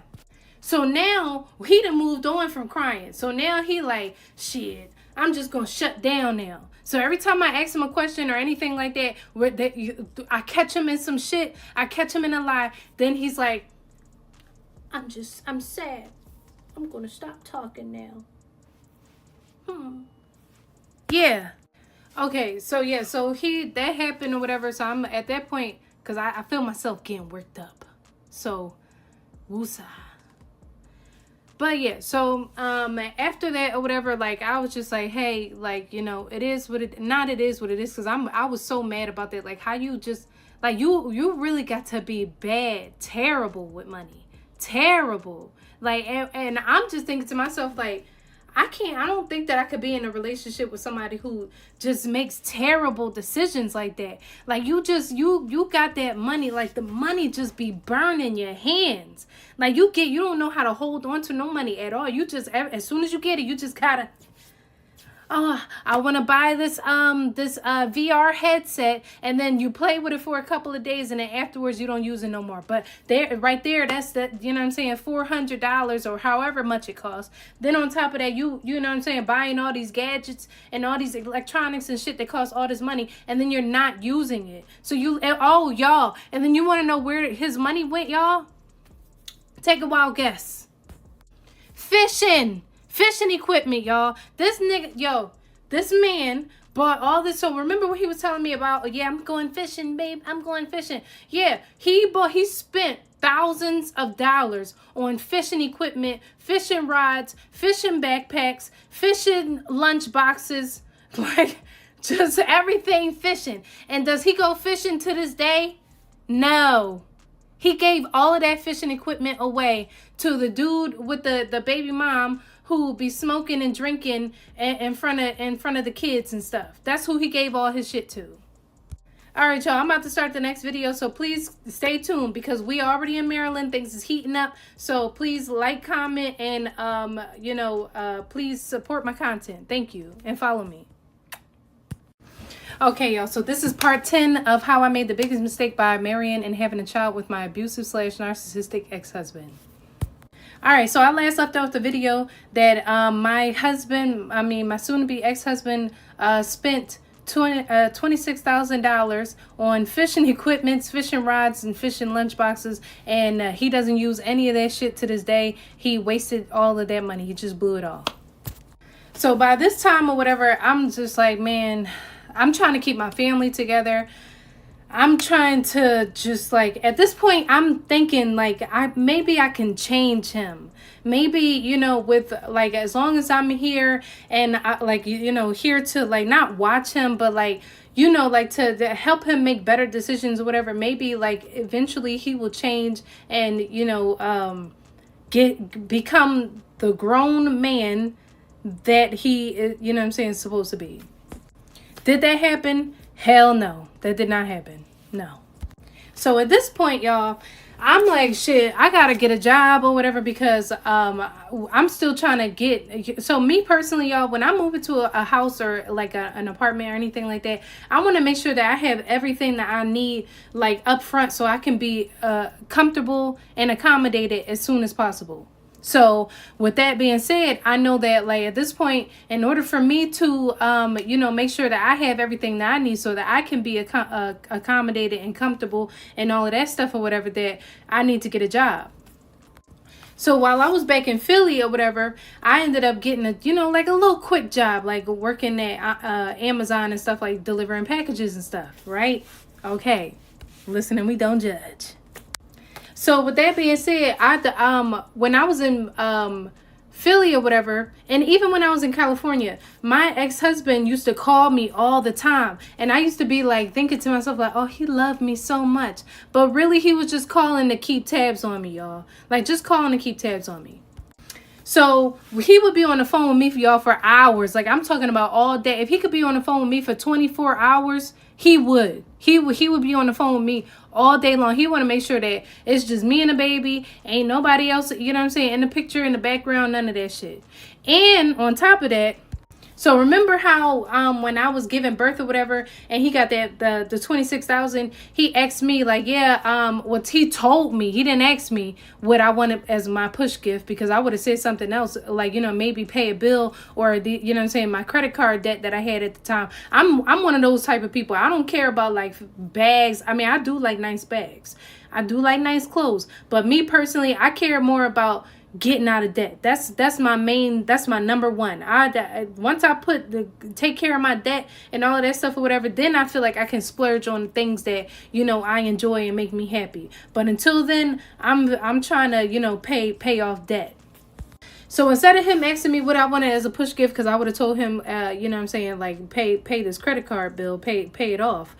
Instead, he decides that he wants to get me a cell phone. And at first I was thinking like, oh, well, that's sweet because I did need a new phone. Tell me why from the beginning, y'all, he put like not a GPS tracker or something, but like he had it where he could see my location everywhere I go. I guess like, but since it was under his name, it wasn't like, you know how you do like text messages and stuff like that and you could share your location with other people. It wasn't like that. Like it was like where my phone was in his, like, Find My iPhone, and I'm not like a technical, you know what I'm saying, like genius or like with technology and stuff like that, so I didn't know how to take it off. But in the beginning I was just like, you know, it's not a problem because, you know, he's my husband. I had his location, he had my location, and I trusted him, and I just, you know, assumed that he trusted me. So when I started working for Amazon or whatever, like, you know, because I want to buy furniture. I wanted some, you know what I'm saying, nice furniture. I wanted some nice stuff. So I started working at Amazon, and I remember like he used to purposely be on the phone with me because y'all, what they say about them warehouse jobs, y'all, that shit be true. That shit really be true. So when I got to Amazon, all the dudes was on me. Everybody was trying to talk to me. Everybody. And I'm not gonna lie, y'all, it was some fine ones, you know what I'm saying, at Amazon. But I didn't end up talking to them or nothing like that because at the end of the day, I have a husband, and I don't really care. I can look at a man and be like, oh yeah, he's fine. But I'm not going to be attracted to him because at the end of the day, I care more about like your personality and all that stuff or whatever. And that's probably why and how I got myself into this situation now, because I should have cared about more than just the connection and shit like that. I should have cared about other things other than just that. But, you know, I digress. So, anywho, yeah, so he used to get so jealous, y'all. Like, he would call me in the morning and say he would want to be on the phone with me all day long while I'm at work delivering packages for Amazon.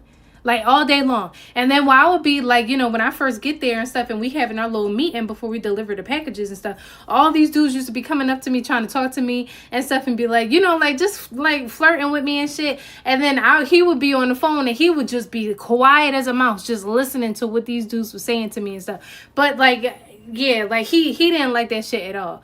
So he was tracking my location. He was like just basically like stalking me from Maryland, basically, pretty much. So after while working at Amazon or whatever, I had only been working at Amazon for a week before I got hurt on the job and I had a workman's comp case. Okay, so keep that in mind.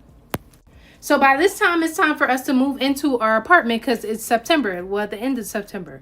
So by this time or whatever, y'all, I don't know how, but like I had like I had a slip and fall at Amazon while I was delivering a package. So my knee was messed up. Both of my knees was messed up and my back was messed up at the same time too.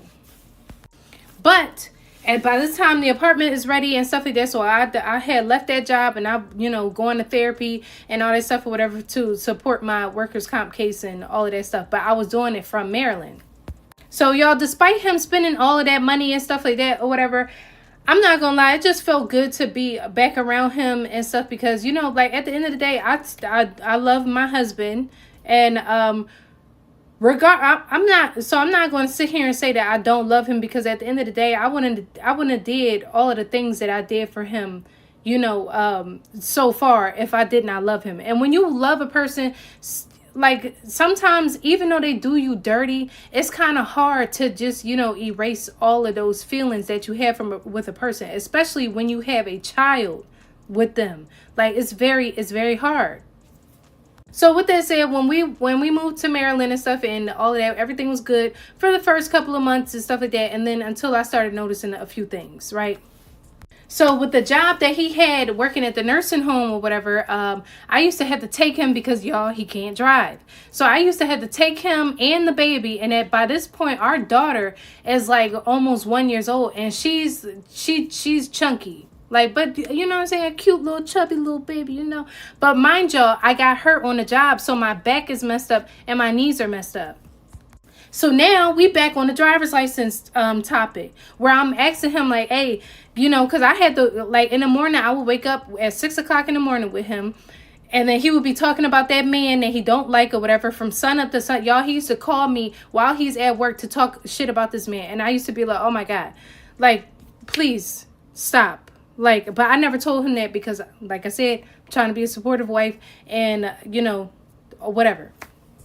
So I used every single day, y'all. We used to put the baby in the car. I used to drive to his job, drop him off at work, and then I would drive all the way back home and then have to get the baby. And mind y'all, at this time I had a 2016 BMW and it was a 640. So if anybody's familiar with the, you know what I'm saying, the 640 version or whatever BMW model and shit, y'all would know that bitch sit low to the ground because it's a fast car. But at the time, I'm like, yo, I'm trying to, you know what I'm saying, get a family car. But I'm like, I'm trying to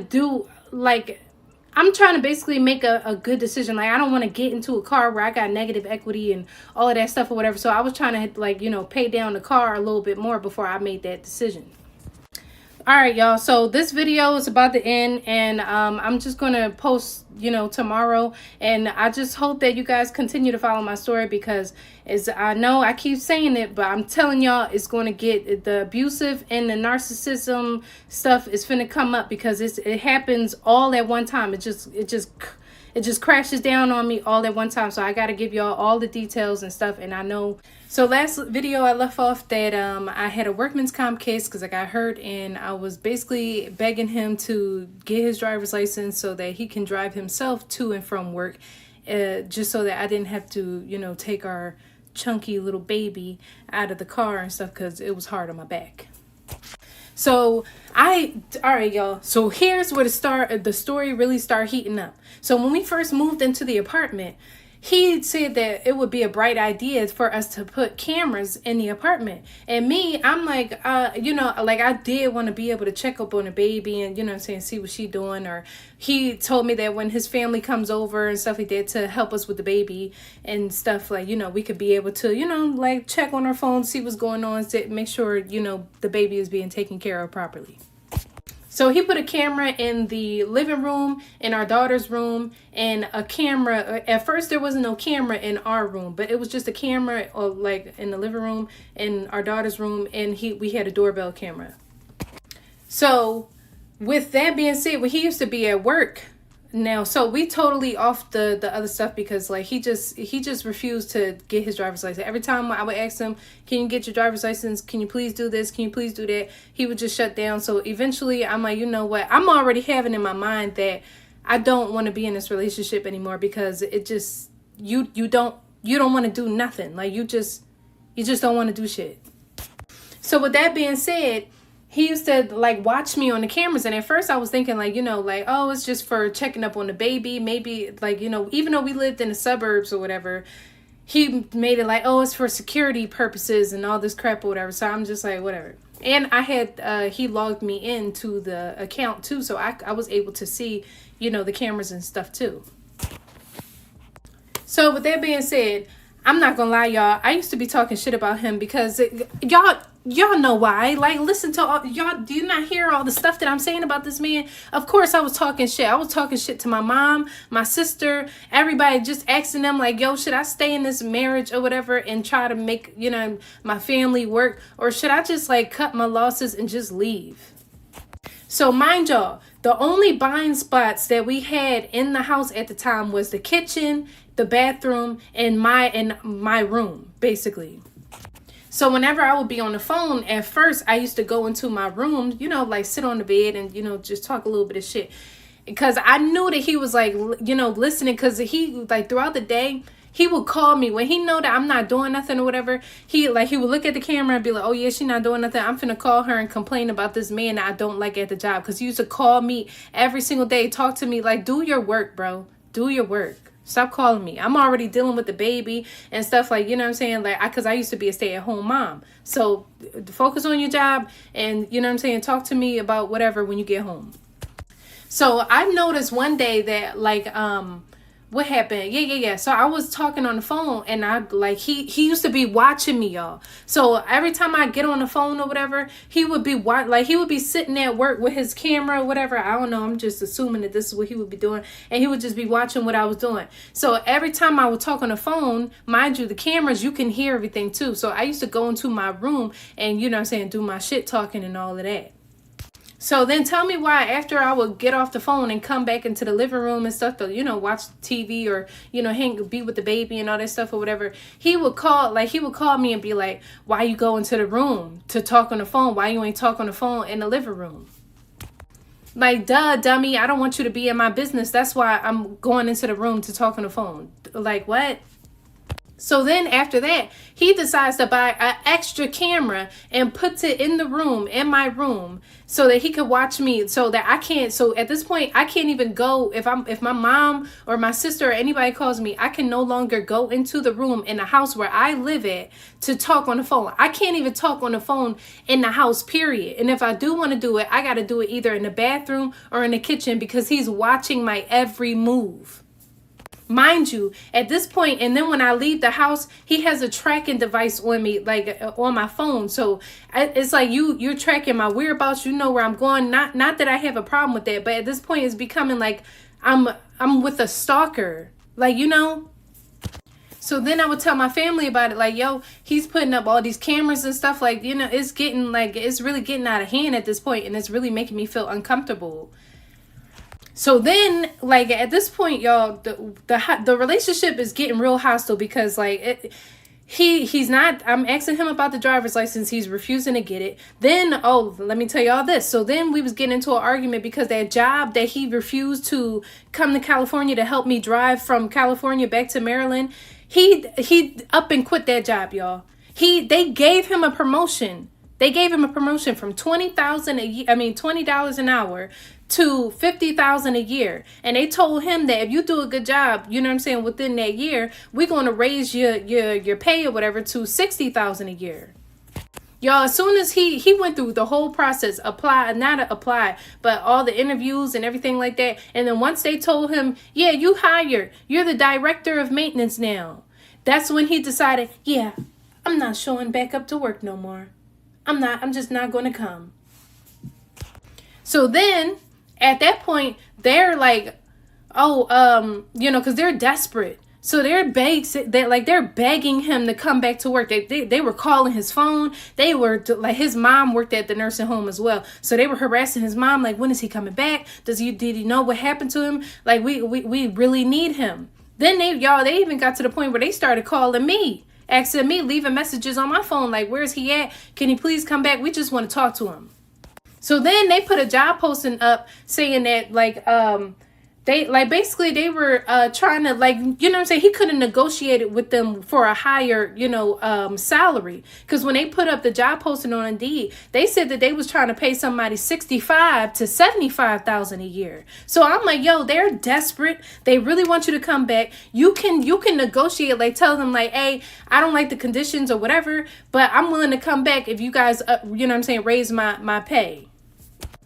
He said no, he don't want to do it. But you know what he did do, y'all? Y'all, this, I'm trying so hard not to cuss. This man left that job. He quit that job to start working at this horse racetrack, getting paid $14 an hour. And y'all, he still works there to this day. He still works there. Yes, $14 an hour. So you left a job that was paying you, that just gave you a raise to $50,000 a year and possibly more, to go to this job working, smelling horse shit for $14 and some change an hour. So hell yeah, I was mad. So you're not trying to get your driver's license. You quit a job that could have been, you know what I'm saying, a career job or something for you. You quit that job to work at a damn horse racing, you know what I'm saying, a horse track job or whatever. A jockey club, making $14 an hour. So yeah, I was heavily heated. So at this point, we're arguing and stuff, and I'm basically telling him, like, you know, like, I'm not, me personally, y'all, every woman, and I don't know if this is every woman, but me personally, I'm always like trying to be on the up and up. I don't want to be living in apartments for the rest of my life. Like eventually I'm going to want to raise my family in a house. I want to buy a house. I want to have a home. I want to take trips with my family. These are all things that, you know, I want to do with my family. But unfortunately, those things cost money. And if you're not making money, we're not going to be able to do any of those things. And then on top of that, if I'm a stay-at-home mom and we don't have you know, child care, and then on top of that, remember how I said that he said that his family was going to help us out? Y'all, they never came to visit the baby. They never came. The whole entire time that we was there, they never showed up to see the baby. So you conned me into moving to Maryland. Okay, so now the story is getting heated up. Y'all, I'm about to move on to the next video. Please continue to listen to my story, and please continue to support me and my content, and like, follow, comment, and you know, share my video. Thank you.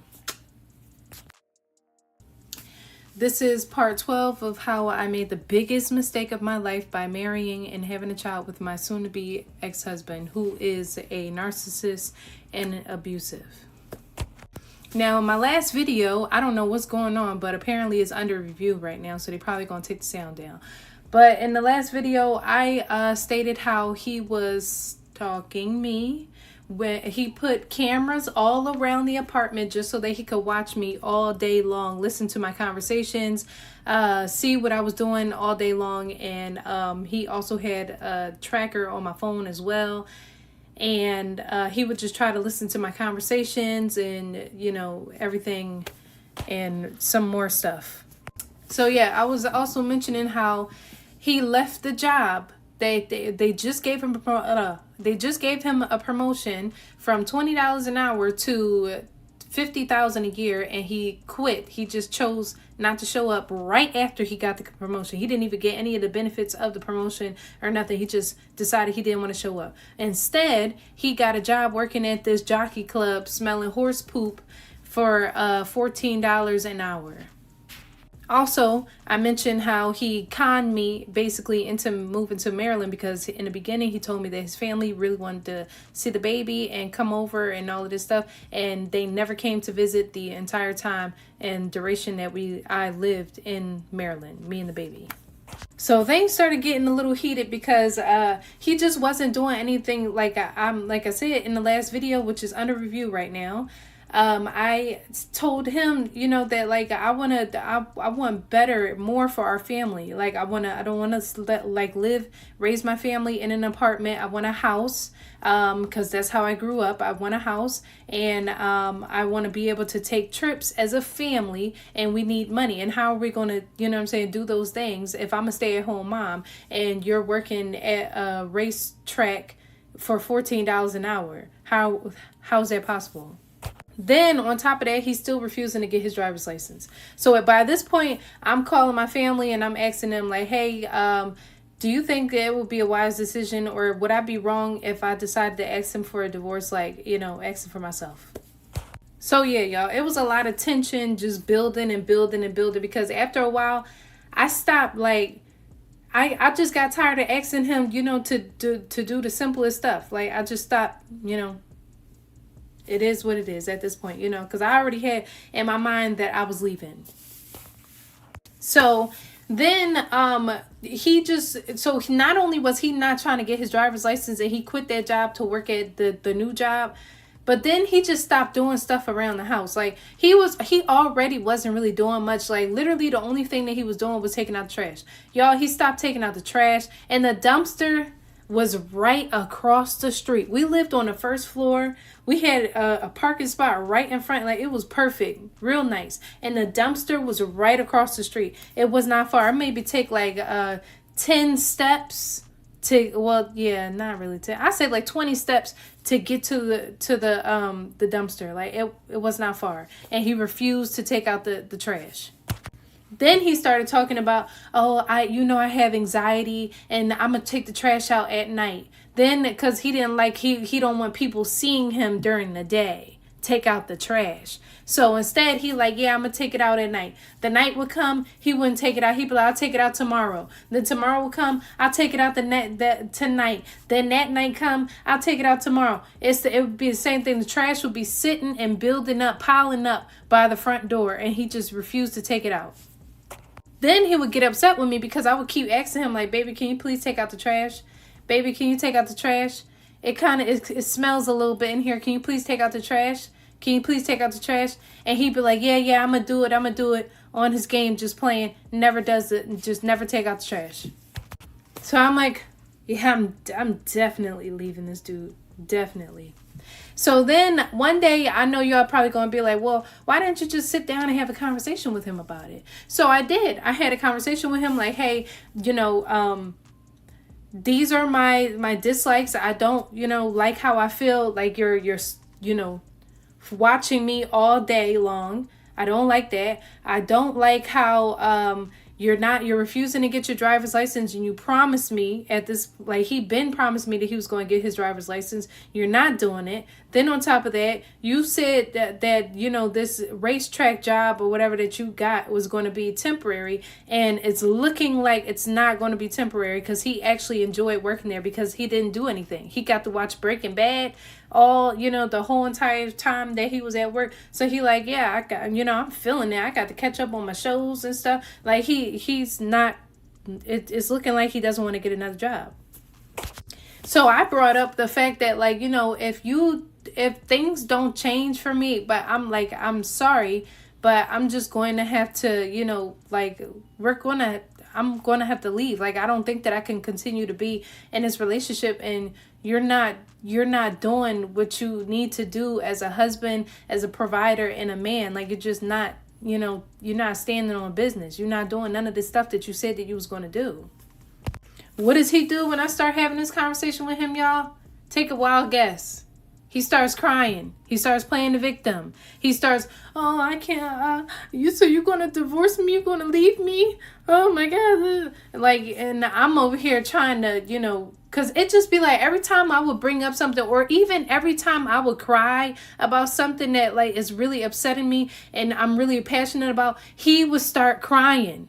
That's what I'm talking about. The narcissist, stuff or whatever, y'all. He would start crying every single time I would start crying, or I would start talking about something, what I'm saying? He feel like I'm about to cry. He would be like, let me cry first. That's how it would be. And I know it sounds ridiculous, but I'm telling you, this is how it would happen. So so that I would stop talking about whatever it is bothering me, and I would focus on my attention on trying to make him feel better and, get him to stop crying. Like, that's literally how it would be.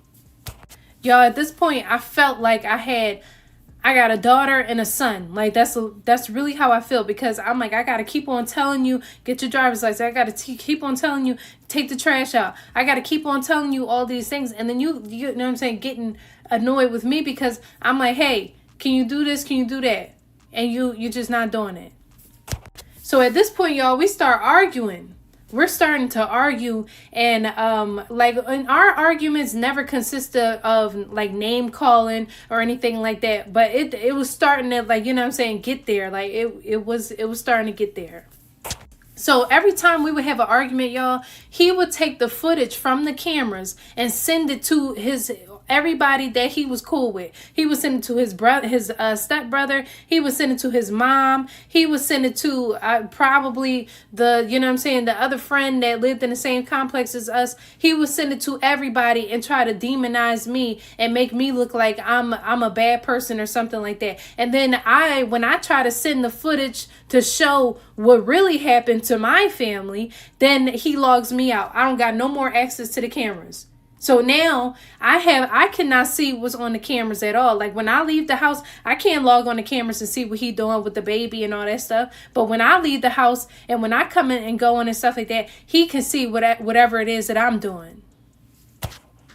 So then at a certain point or whatever, me and the mom was cool because him and his mom had beef with each other. Like, she didn't have beef with him, but he the type of person where if you like, she would be begging him for a relationship with him, like begging him to see the baby, begging him, like, just he likes for you to beg him to, like, even if he did something to you and you be like, you know what, I'm not talking to him, he wants you to, you know, beg him to talk to him again. So he used to make his mom and his sister beg him to see the baby, but his mom used to be like, you know, I love you, son.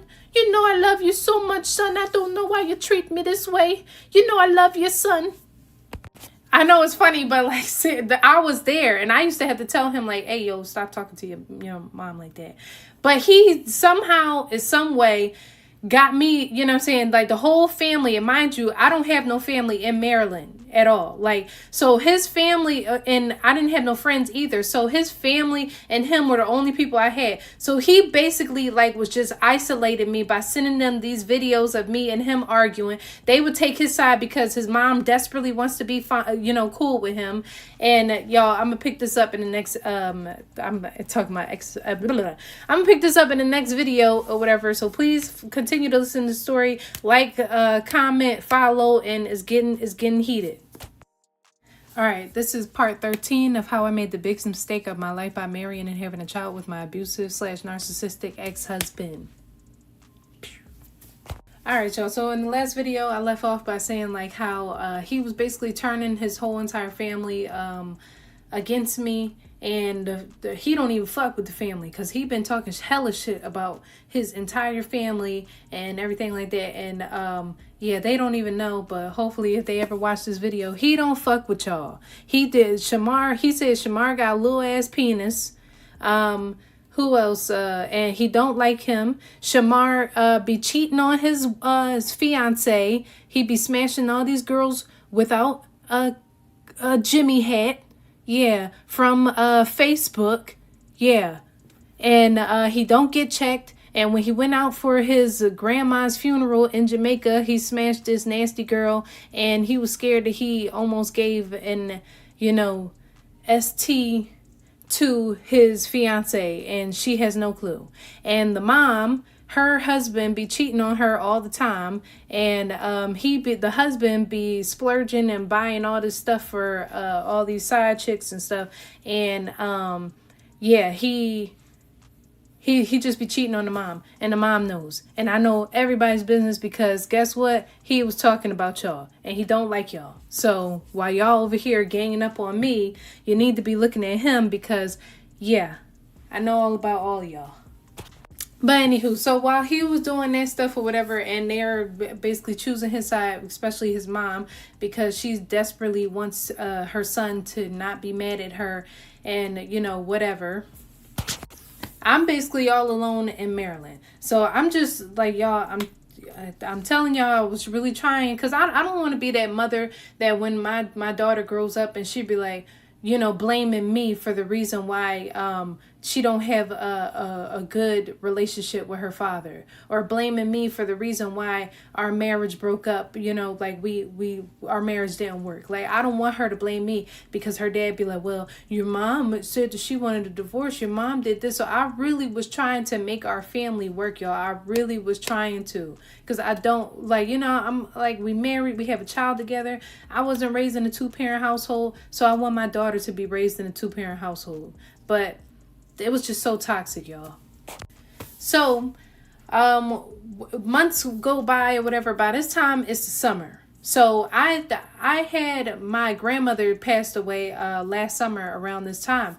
So I remember telling my soon-to-be ex-husband, I was like, hey, my grandma on my dad's side passed away, and she's having her funeral on Monday. So I told him 2 weeks in advance, and I let him know, you know, like, hey, you know, remember my grandmother's funeral is coming up, whatever.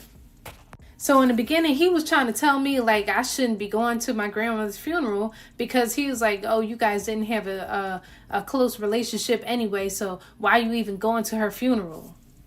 So I told him at the end of the day, even though we didn't have a close relationship, and I haven't spoke to her for a long time or whatever, I'm still going to go to, because that's my grandmother's funeral, and that's the least that I can do. Why would I? That's my grandma. That's my grandmother's funeral. So in the meantime, his stepbrother invited him to his fiance's sister graduation party or something like that. So he's telling me like, yeah, the graduation is coming up, and I need to go because it's a dress code. Like his brother really wanted him to go to the thing or whatever, which I was just kind of, you know what I'm saying, like confused, like why is the brother even going to, like why is his stepbrother even going to this girl's graduation if his fiance isn't even going to the, you know what I'm saying, like, so why are you going to your fiance's, well, I'm gonna call her your girlfriend because y'all ain't getting married. Why are you going to your girlfriend's sister graduation without the girlfriend being there? That don't make no sense. And then you bring in, you know what I'm saying, my husband with you and stuff, like, I don't know, it just wasn't adding up to me. So my soon-to-be ex-husband is going all out for this graduation. He went and bought some new slacks, some new pants, like bought, like, you know what I'm saying, these nice clothes or whatever, like talking about, yeah, it's going to be really formal and this, that, and the third, and basically made me retwist his hair so that he can look presentable for when he goes to, you know, the graduation. So I'm just like, bro, you over here acting like it's your graduation at this point. Like, what is your, you know what I'm saying, what is the stepbrother wearing? What are all these other people wearing? He's like, they're all going, you know, wearing this and wearing that. We're going to be looking really nice, and it's a dress code and da-da-da-da-da, blah, blah, blah. So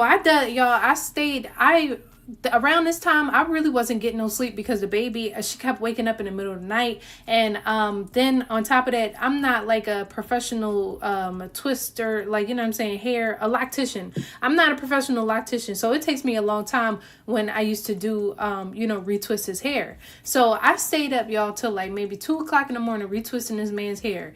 And then he promised me that when he goes to the graduation, he was not going to be out all day. He literally told me that he was going to leave. He was going to be gone from 11:30 to like maybe 5 o'clock, around that time frame, and he was going to come back. When he was supposed to come back, he said that we was going to go, we was going to order some some seafood boils, and we was going to watch baddies together.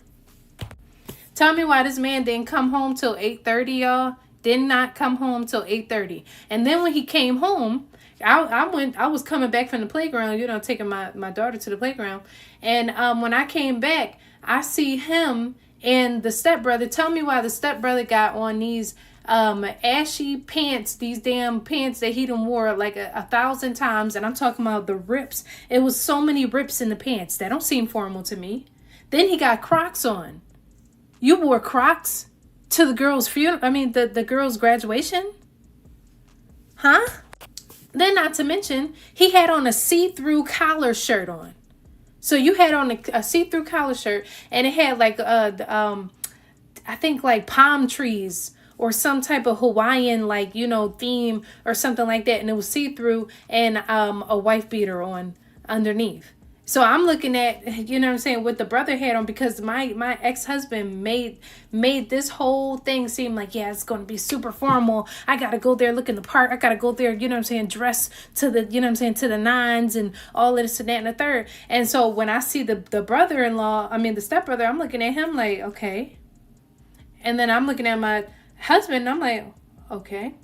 And then I asked the brother, I'm like, so this is what you wore to the, you know, the event?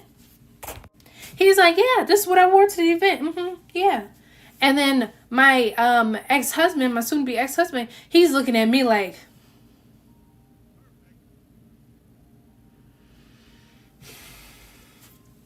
so I'm like, but I should be the one that's mad, because at the end of the day, this was his day off. He was supposed to help me with the baby, y'all.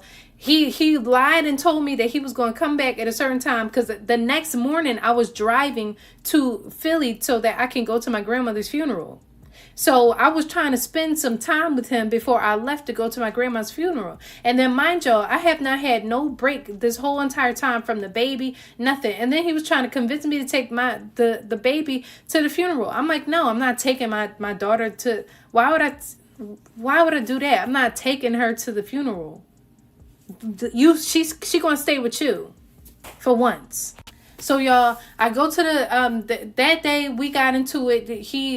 I still got the seafood boil, but the vibes was off. He didn't even, and then I think that night I drove to Philly because I'm not a morning person, and my grandmother's funeral was literally that morning. It was like 9 o'clock in the morning. So I'm like, I'm a night owl. I'm going to drive at night and, go to Philly. So when I was leaving, he didn't help me load the bag in my bag, what I was going to be wearing into the car. He didn't kiss me goodbye, nothing. Like, he just still had an attitude because I asked the stepbrother, if that's what he wore to the graduation. He was just like basically looking for any reason to be mad at me when I should be mad at you. You the one that, that lied about what time you was going to be out. And I'm under some suspicion, like, is there a bitch at the damn graduation that you going to try to impress or something? Like, what's going on? Last video I left off that it was my grandmother's funeral, and he was mad at me because I was going to her funeral. So that same night, I ended up driving home, and everything was fine. I went to the funeral, and I met some family that I've never known existed before. Everything was good. We got reconnected with each other, and it was a good time. And while I was there, I was telling them about my soon-to-be ex-husband, and my family was telling me, like, you better watch out for him because them type of people with them type of characteristic traits going to end up hitting you. So I was telling them, like, oh no, my ex-husband, he's a punk. He might do a little stuff or whatever, but he not crazy. Like, he would never hit me or do anything like that. Like, nah. He not stupid. So they was like, okay, but, if he do, give us a call because we going to be coming down to Maryland. And I was like, bet. So after the funeral or whatever, y'all, I decided to stay. I told him, well, I didn't really tell him when I was coming back. But he assumed that I was going to do a turn and burn, drive there, go to my grandmother's funeral, and then come back that same day. Nah, I decided to stay the night and come back the next day because, remind y'all, I told y'all before in the previous videos that I hadn't been getting much sleep, for I think about a week or so. But leading up to my grandmother's funeral, I wasn't really getting no sleep. So I decided to stay the night there. I got plenty of rest, and the next day I came back home. So when I got back home, he had an attitude because he had to take care of the baby by himself and see how it feels to be in my shoes for once and do everything without no help, right? So when I got home, he didn't speak to me, and I'm like, you know what? I'm not speaking to you either. Like, fuck you. You don't want to speak to me? It is what it is. I'm finna go into my little living quarters because by this point, he was sleeping on the couch for months, and I was just staying in the room by myself. So I guess after me being home for an hour or so, he decides that he wants to come in the room and start with me. So when he walks into the room, he's gonna come up to me talking about something. So I just got one question. Like he was on to something. I just got one question. Like he finna check me or something, basically. So I'm like, okay. Like, what's the question? And he like, so you deliberately chose to stay the night over there or whatever and not come home? And so I told him, yes, I did. Y'all, so I felt like the conversation was about to make a turn. And mind y'all, I said in the previous videos that he was recording me. He liked to catch me on camera and send it to his family and stuff. And he logged me out of all the cameras. So I'm like, this time I'm finna take my phone out and I'm finna record. But I wasn't recording with my camera. I did a voice recording so that I could send it to my mom and my family so that I could they can hear what he be saying to me and his dumbass arguments and how the bitch don't make no sense. So I was trying to do it on a sneak tip though. So I turned it on, while he was talking, I was just like, And then I, turned it on and I put my phone down. But since it was in the blankets and all that stuff, I was just like, damn, is it recording, him talking? So I picked my phone up again and I kind of moved it, not super close, to be obvious. But I literally just picked it up, looked at it, and then put it down. So him being, him being damn, sorry y'all. So by him always like trying to record me and stuff, I guess he was under the suspicion that I was doing the same thing. So tell me why you, y'all, tell me why he stops like, coming at me and stuff like that. And then he was like, "Are you recording me? Are you recording me?" So instantly, y'all, I start laughing because in certain situations where I get nervous and stuff, I don't know how, but I just start smiling and stuff. And I'm not, it's like a serious moment, but like I'm just so like nervous, and that's how it just comes out or whatever. So I'm like smiling, and I pick up my phone and shit. Tell me why this man jumps across the bed, snatches my phone from me, takes it, and then looks at my phone to see that I'm recording, and just like, "You know what? You're such a bitch. You're a fucking bitch."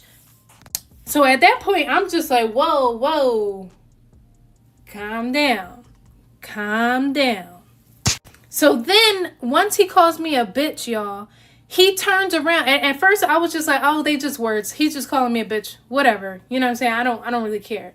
But when he turns, y'all, and punches the damn closet door, puts a hole in the closet door, and knocks the closet door off its hinges. So at this point, I'm like, oh, you getting violent. So now it's time for me to stand up, because I have no clue what's finna go down, and I need to, plan my exit, how I'm finna get out of here with the baby if you start acting crazy.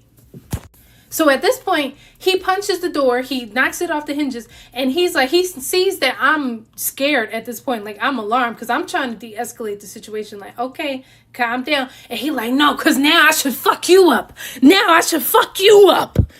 And then starts walking towards me, y'all. So I'm over here like, yo, I'm standing, he's blocking the door. So I can't even make a run for it or nothing, because I'm afraid that if I go, towards the door, he gonna beat my ass. So now I'm contemplating, because I'm standing by the window. Mind you, this did not happen in this house, because I moved out.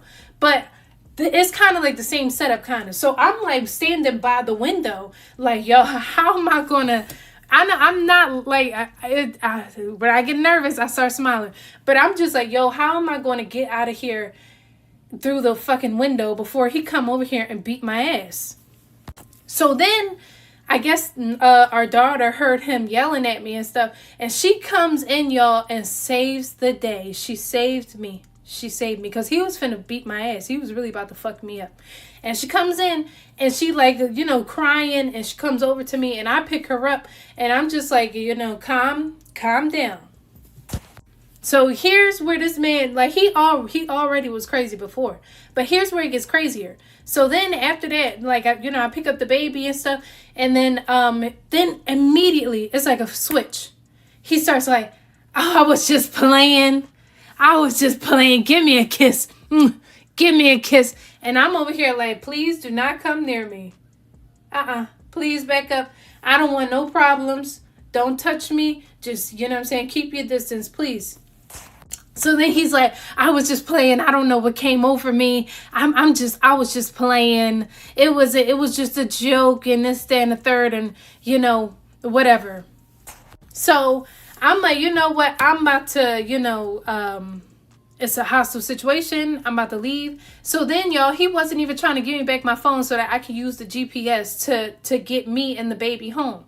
So I say to him, well, since you won't give me my phone because you mad that you just threatened me, you punched a hole in the wall, in the closet, you broke the closet door, and then you're mad because you wanted me to show you affection after you just threatened to whoop my ass and then was coming charging at me. Are you crazy?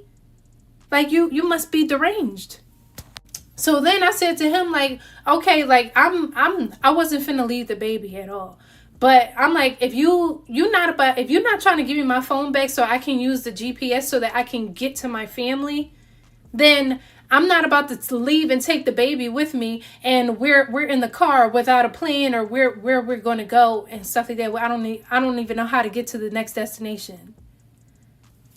So I say to him, like, if you can keep my phone, but the baby gonna stay here with you. Tell me why he give me my phone back. He like, no, you taking the baby with you. Here's your phone. Take the baby, and both of you, just leave. So I'm about to start the next video, y'all. So please continue to like, comment, and follow me and support my content. Thank you so much. Part 15 on how I made the biggest mistake of my life by marrying and having a child with my abusive / narcissistic soon-to-be ex-husband. Alright, so I last left out the video about how my soon-to-be ex-husband was trying to beat my ass because I went to my grandmother's funeral, and he was mad that I was recording him because I wanted my family to hear what he be saying to me when we have arguments, and he was about to whoop my ass. So yeah, so at that point, I just I'm like, I gotta go. So he gives me my phone back, and then me and the baby, I packed a bag for us, a big hefty bag, and I just left. So we drove all the way back to Philly. And when I got there, on the way there, I called my family. I told them all about it. And they were trying to come down to Maryland and whoop his you-know-what. But I told them, you know what, y'all, I'm not trying to go to jail. I'm not trying to lose the things, because I got things to lose. I have things that if I go to jail, I could lose everything. And I'm like, y'all, it's not worth it. You know, I'm already going to file for divorce and stuff like that. So, you know, it's okay. It's okay. So I eventually drive down to Philly. We get back, and I'm at my mom's house and stuff. And I wanted to, so I think that I called his mom or his mom called me. I'm not sure. So either way, me and the mom ended up on the phone together. And I'm trying to tell her about the situation. And she doing more shit talking about her son than I am. I'm trying to tell her about how your son was just threatened to beat my ass and punch a damn hole in the wall, which I have pictures of, because when we go to court for our divorce and all that stuff or whatever, if the judge want to see it, I'm finna show them like this man is violent, and everybody's finna know that he's a violent ass bitch. So she telling me I'm telling her when we was together in the house and stuff like that, like he would talk so much trash about you, and Ben was trying to let you see the baby, but he was just kind of dangling the baby over his mom's head. Like, if you don't do what I want you to do, I'm not going to allow you to see your grandchild, kind of thing. And I'm telling her, I was trying to, but, I live in a house with him. And at that point, I'm not trying to, before that, I wasn't trying to make him mad. So I'm I was kind of in a tough position, but I'm telling him, he always been a piece of shit, and he never took out the trash when he was living with me, and I raised a terrible son, and just saying all this stuff or whatever. And I'm like, damn bitch, I'm trying to tell you what happened, you keep on talking, shush. So yeah, we was on the phone for hours. Basically, it was mainly for her to vent to me about her son and how, they got a messed up relationship where he always treated her shitty and stuff. And I'm trying to tell her about how your son was just about to, he was trying to beat me up in the house. Whatever. So we eventually got off the phone. So after that, I stayed at my mom's house for maybe about a week. And after I stayed at her house, he hit me up and was just like, come home. He never apologized. He just told me, I know you feel uncomfortable over there, so you might as well come home. And then we get on the phone, and we're talking on the phone. So I remember he was just like, I didn't even know I was that strong. I didn't even know I was that strong. I'm really strong. I knocked the door off of the hinges. I'm really strong. So I tell him, wow, so you're not going to apologize for what you said to me or how you made me feel in that moment or anything like that? You're just not going to apologize at all. So he basically told me, no, he's not apologizing because I really pissed him off.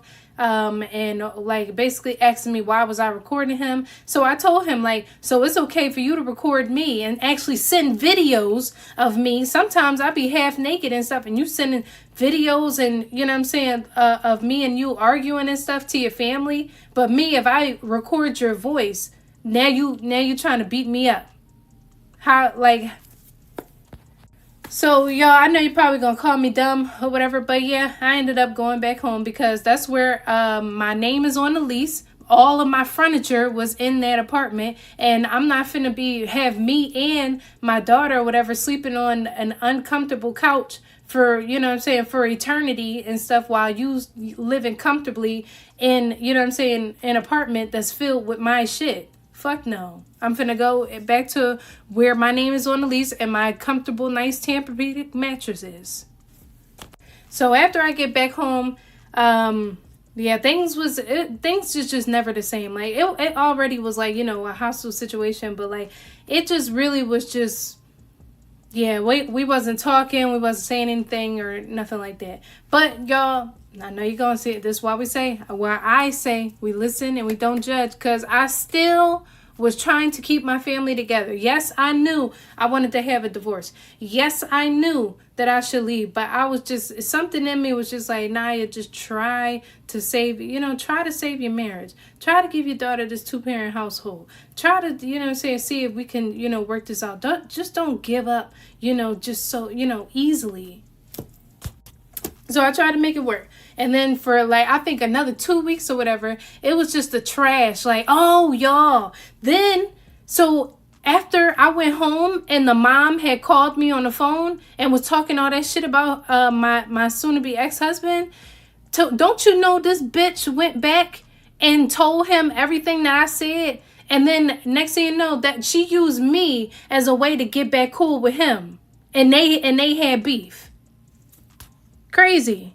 So every time like we would, like after I came back or whatever, I just realized that you know, she wasn't talking to me no more. Like, and every time something, you know, would go down between me and him, we have an argument about anything, he would just, even if we didn't even have an argument, he would just call his mom up on the phone and just be talking shit about me right in front of my face. Just call her up on the phone and be talking shit. And then me, I just, like, I didn't say nothing back, because at the end of the day, this man is violent. You going to try to, you just tried to, you know what I'm saying, use me recording you as an excuse to beat me up. So if at this point, you talking on the phone to your mom and shit, and then I tell you, fuck you and that bitch or whatever, now you going to try to, you know what I'm saying, beat me up again. So I'm just like, you know what? It is what it is. I'm not even going to say nothing.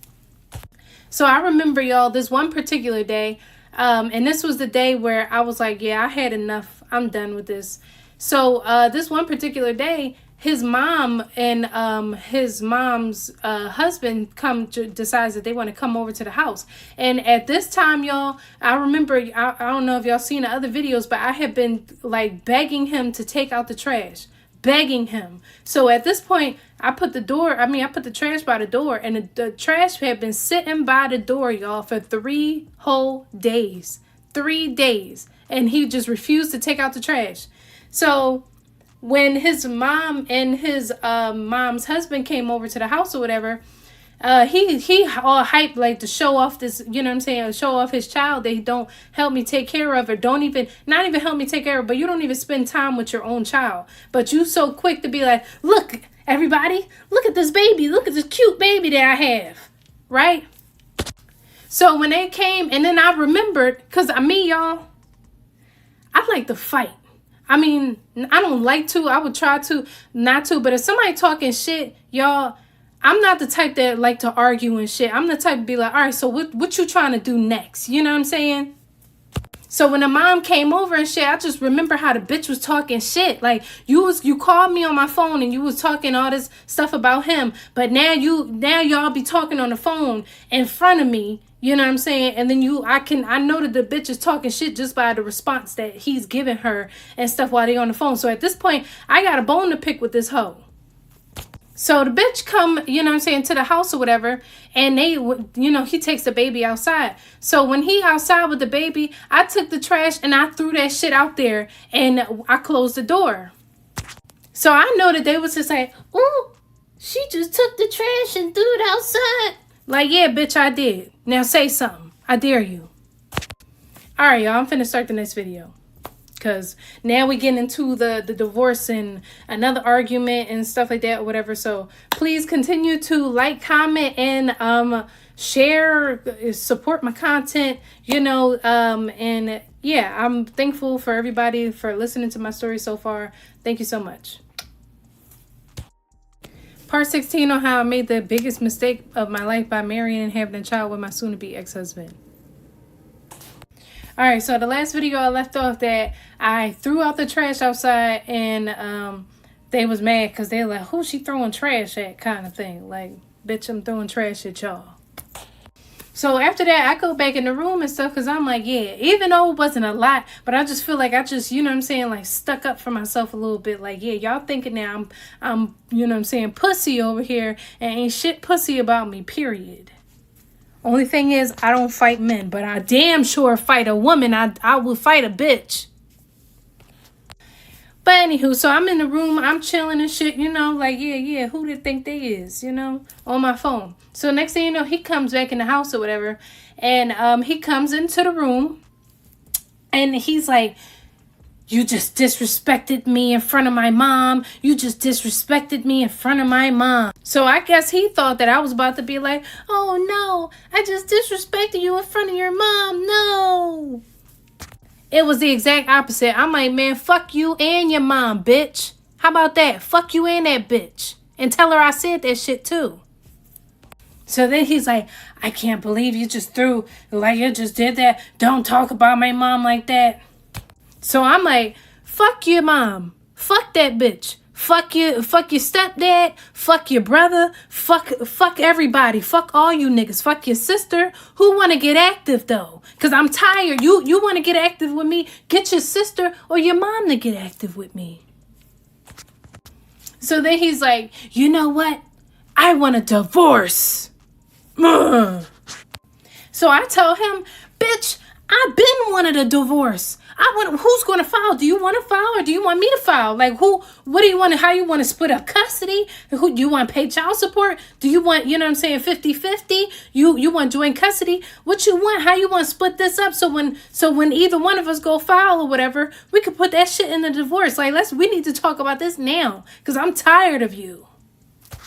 So as soon as he seen that I was actually happy that he wanted a divorce or whatever, now as soon as I start talking about how you want to do custody, how you want to, you know what I'm saying, split up these assets and shit, how do you want to go about all of this? Now you walking away. You don't want to talk about it no more because you thought that you was finna tell me that you wanted to get a divorce and I was about to start crying and shit like, oh my God, I can't believe. No, I was happy. I was like, thank you. Thank you. Because I've been feeling bad this whole time thinking like, damn, I really want a divorce. I really want a divorce. But you should keep your family together. But now since you asked me for a divorce, thank you so much. You just gave me an exit from this shitty ass marriage. You really did. Thank you so much. So y'all, after that, it was real quiet around the house. We wasn't talking, wasn't saying nothing. And then don't y'all know that this bitch left the trash out there? So he left the trash sitting outside in front of the door. He just refused to take out the trash. So at this point, I'm like, y'all, I'm getting divorced, whatever. But I'm still, you know what I'm saying, living there because, like, I'm trying to plan, you know, what's going to happen from here? Like, we going to get the divorce? Like, how, you know what I'm saying, we breaking the lease? Like, what we doing? Like, you know, I'm trying to get my ducks in a row. So in the middle of me getting my ducks in a row and shit, I'm not going to lie, y'all. Like, I didn't want to, you know what I'm saying, feel like I just gave up completely. Like, I wanted to, so I kept asking him, like, are you sure this is what you want? Are you sure you don't want to work this out? None of that. Like, are you sure? And he was just like, yes, I'm sure. Because in his mind, he wanted me to beg him, y'all. He really wanted me, like, to beg him to, you know what I'm saying, stay in a relationship with me and stuff like that. And I'm like, I'm not begging you for shit. So you sure you want a divorce? Because I'm finna go file right now. And y'all, that's exactly what the fuck I did. I went straight to the courthouse. And of course, I knew that he was watched because he had a GPS tracker on my phone. So I went to the courthouse. I petitioned the court for, you know, a divorce. I put in there that I wanted I think full custody. Yeah, because you're violent and I don't trust you around my child. So full custody is what I want. And I told them about how I want spousal support and I want all of this stuff. Yeah, of course. Then After that, I proceeded to get me a brand new phone because now that we get in a divorce, you don't need to track my whereabouts. You don't need to know what I'm doing and where I'm going. That's none of your business. So I got me a new phone, and he noticed that, and he was mad because he like, damn, this bitch is leaving the house, and I don't know where she's going. Ugh, this is sick. This is crazy. Yeah, so he was mad that, I got me a new phone, and yeah, I wasn't putting up with his shit no more. So then after that, y'all, it's like a couple of weeks went by, and then the sheriff, then he was trying to tell me to give him the papers. Like, bitch, it don't work like that. You need to be served. We ain't doing nothing that's going to, make this divorce process null and void, honey. I'm following all the steps. So if they say I got to have a sheriff come and serve your ass, that's exactly what the hell is going to happen. So after the sheriff came and shit, then he got on the phone with his mom. They started running their mouth and, yip, all of that. They can't, whatever. It is what it is. So then a couple weeks after that, I remember we was in the kitchen. No. So after a couple weeks after that, y'all, then at this point, I'm like, shit, we broken up. We not together no more. So therefore, all this, you seeing all of this, me walking around the house half naked and all that stuff. You coming in the bathroom while I'm taking a shower. No. None of that. Walking around the house fully clothed from now on. You need something out of the bathroom? Okay, wait until it's decent. I'm not decent right now. I don't have no clothes on. Then trying to tell me, I seen you naked before already. I already seen all of that. You do know that, right? You don't have to put on clothes every time you're around me. You do know that, right? Ain't wrong. Like, we're not together no more. So all of the access that you had to me before I filed for divorce is no longer, don't touch me. I'm gonna make sure I'm fully clothed all the time. What else? Yeah, no hanky panky, no kisses, no touching, no nothing. So I remember one day we was in the kitchen, we was talking. Then he come into so in the kitchen, it's like it's a dead end. It's only one way in the kitchen and one way out the kitchen. So I'm in the back of like the kitchen, like the dead end portion. So he comes in there, he like trying to, cause I'm holding the baby, and he like all up on me trying to be flirtatious and whatnot. So he come talking about some, getting all close to me, all up in my face and shit. So I'm backing up like, excuse you, So then he like, you want to give me a kiss. Give me a kiss. So I'm like, no, honey, please back up. So then he tries again. He like, come on, you want to give me a kiss. Come on, you miss me. So I'm telling him like, sir, please back up because you're really making me feel uncomfortable. I do not consent. I do not want any kisses. I do not want you to touch me. Nothing. So then this man gets mad. And what does he start doing, y'all? Take a wild guess. Just guess. Just guess. This man starts crying. Because he's mad. Because he think that because I'm still supposed to be having sex with him, supposed to be, lovey-dovey and doing all that stuff or whatever. Sir, you asked me for a divorce.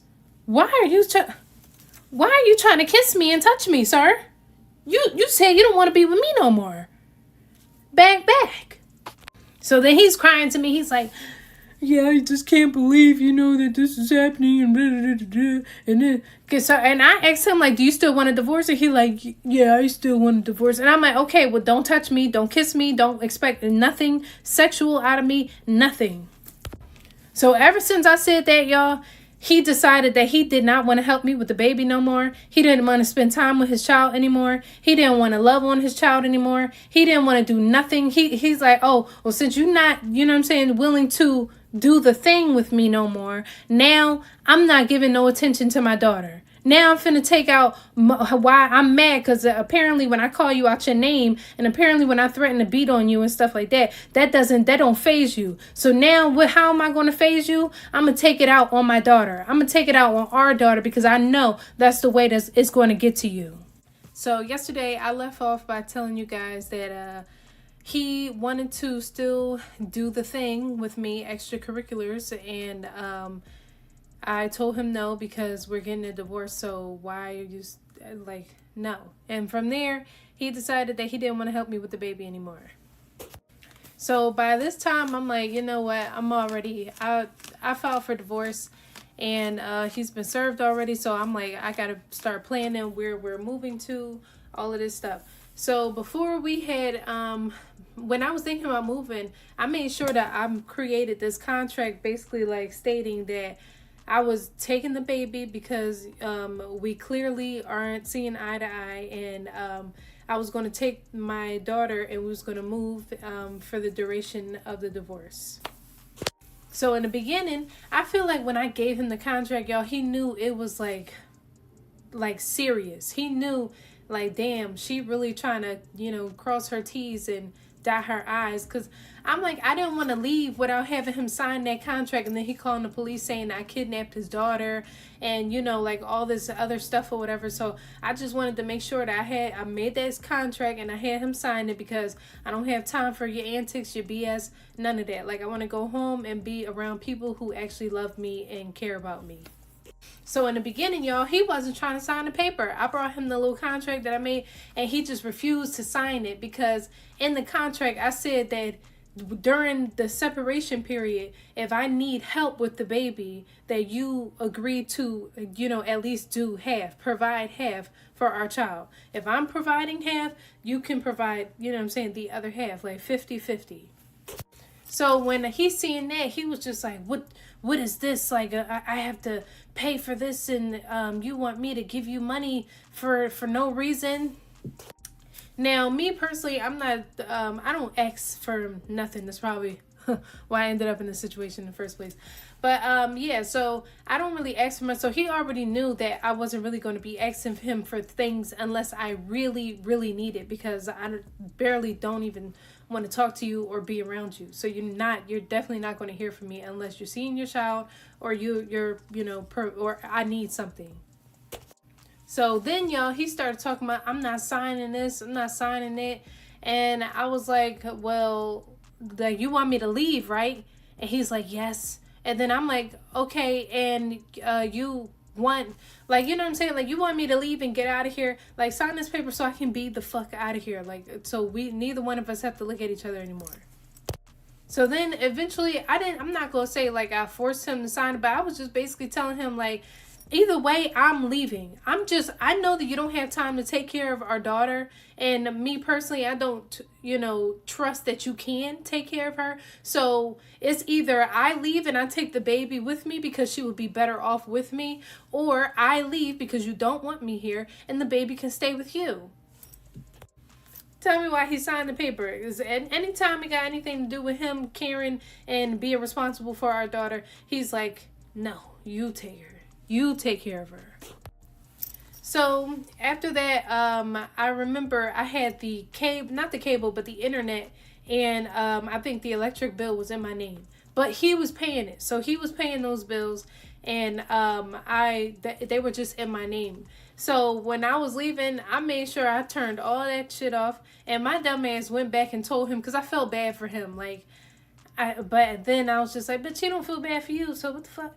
And then shortly after that, they kind of like spit in my face too. He didn't, like, not literally, but I regret telling him that I was turning off the electric on him, because right afterwards we got into another situation, and I was just like, damn, I should have had that bitch sitting in the dark.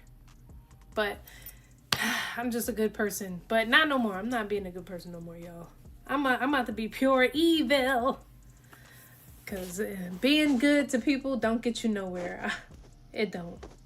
So, y'all, after that, I found out that, so my sister told me that I can come, me and the baby can stay with her for a little while until I was able to, find an apartment, find a place that would be suitable for me and my daughter, basically. So, yeah, only thing left at this point, y'all, was to get my furniture out of the house. And my furniture is heavy. Like, you need some professionals with some equipment to move my furniture. Like, it's that heavy. So what do? Being cheap, y'all, I went to Home Depot. Yes, I did. And I saw, our Hispanic brothers out there, and I paid them, a little fee, and they moved the furniture for me. Yeah. put all that shit on a U-Haul truck, y'all, and it was fast. So then after that, y'all, we got the hell out of Dodge. And mind you, we did it while my soon-to-be ex-husband was at work. So he didn't even see it coming. Like, that day, he was trying to be all flirtatious with me and shit. And I was just like, yeah, huh. And then he went to work, and then I was like, bitch, don't even know that I'm leaving today. I'm out. That nigga came home to an empty house. He was so mad. He didn't like text me or call me or nothing.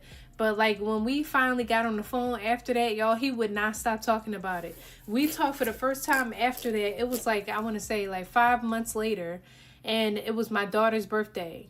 So I'm asking him, like, are you coming to the birthday? And he like, you left me in the middle of the night. You left me in the middle of the night, and you took all the furniture, and you left me in the middle of the night. Like, he just kept saying I left in the middle of the night. I'm like, no, bitch, I left while you was at work. You left at 8:30. I left out of there at 1 o'clock in the afternoon. Don't even, you were at work, honey. I left during the day.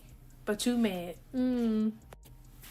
So, yeah, he was mad. So then after that, he just started taking out his anger and all of that stuff on me by basically doing it, like, not seeing our daughter. So now we're at the point where I'm basically, like, not begging him, but, you know, like, in the beginning, you know, I'm like, just because me and you aren't together no more don't mean that I'm going to stop you or not allow you to see your child.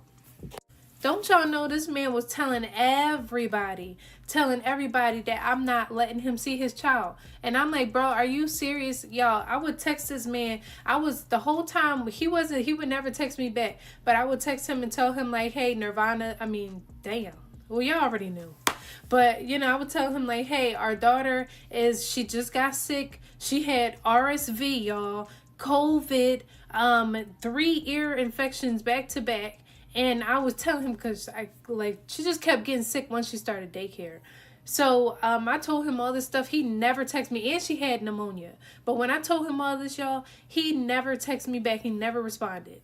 Then he only responded because I kept sending him pictures and, you know, videos. And I guess he felt guilty on her birthday or whatever. So he finally talked to me. But then, y'all, after he finally started talking to me, it was just nothing but, like, every time we get on the phone, just cussing me out, talking about, y'all, this man said to me, and this sounded like a response that only a woman would give. So he was like, you wanted me to chase you because your dad never did. I'm like, bitch, your dad, you don't even have a relationship with your dad. You have not seen your dad in like 10 years, but you over here like, bitch, I just seen my dad like 2 weeks ago. Can you say the same? Then when he said that shit, I was just like, did your mom tell you that or something? Like, you using dumbass comebacks and shit that your mom didn't say to you, bro? Really? Like, come up with your own shit. So yeah, y'all, from that point on or whatever, from that point, ever since I left, I have not heard from him other than the, you know, few curse out occasions and shit like that. And then I think like whenever we get on the phone, he would start recording a conversation because I guess he thinking that when we go to court, the judge going to be like, oh, well, you don't got to pay her child support because she got smart with you on the phone. They don't care about none of that shit. They don't, like, tell me if I'm wrong, y'all. Do they care if y'all be cussing out your baby dads or if your baby dad disrespect you? I'm pretty sure they don't. I'm pretty sure they're not going to be like, oh yeah, baby father, you're not going to have to pay your child support. I mean, the mom child support because you cussed her or she cussed you out the other day. Shit don't work like that. So bitch, go on ahead and keep on recording me. Don't care. So last video I left off that he wasn't trying to take care of his child after I left. He didn't check up on her, didn't text me about her, didn't ask to see her, nothing. And whenever I would reach out to him to let him know how she's doing, he would never respond back. So y'all, I left in July of last year. And we are in March. Yeah, he has not seen his daughter, hasn't asked to like see how she's doing. He doesn't call to talk to her on FaceTime. At least, like, he doesn't do the bare minimum. Don't do nothing. So, you know, this whole entire time I was thinking, like, you know what? He don't want to do it. That's fine. The court will make him do it. But I'm not going to lie, y'all. I'm kind of, like, discouraged. Like, when it comes to court, I don't feel like court is going to get me appropriate justice. because the last time when we went for the negotiation hearing and stuff like that, I really thought that they were going to be on my side, because clearly he's not taking care of his child. He's not sending me any type of child support. He's not, like, I have proof that he is violent. Like, I have all of this, these documents and stuff that support my case. And she was just basically on his side the whole entire time. The whole time. Then the man stole my tax return, because last year we filed filing jointly, and he took the money. He never gave me my portion of the money. I found out that he gotten that money the month before we went to court for the negotiation. So when I went to the negotiation, I had told the lady, I was just like, yeah, I asked him, did he get the money? And he told me, yeah. So I looked at her and told her, like, well, if he used my W-2s and stuff like that to, file, and like we filed together, I'm entitled to part of their money. And then she was just like, yeah, but you're going to get your money back when he pays child support. So I told her, I'm like, child support is for the child. That money that he stole was my money.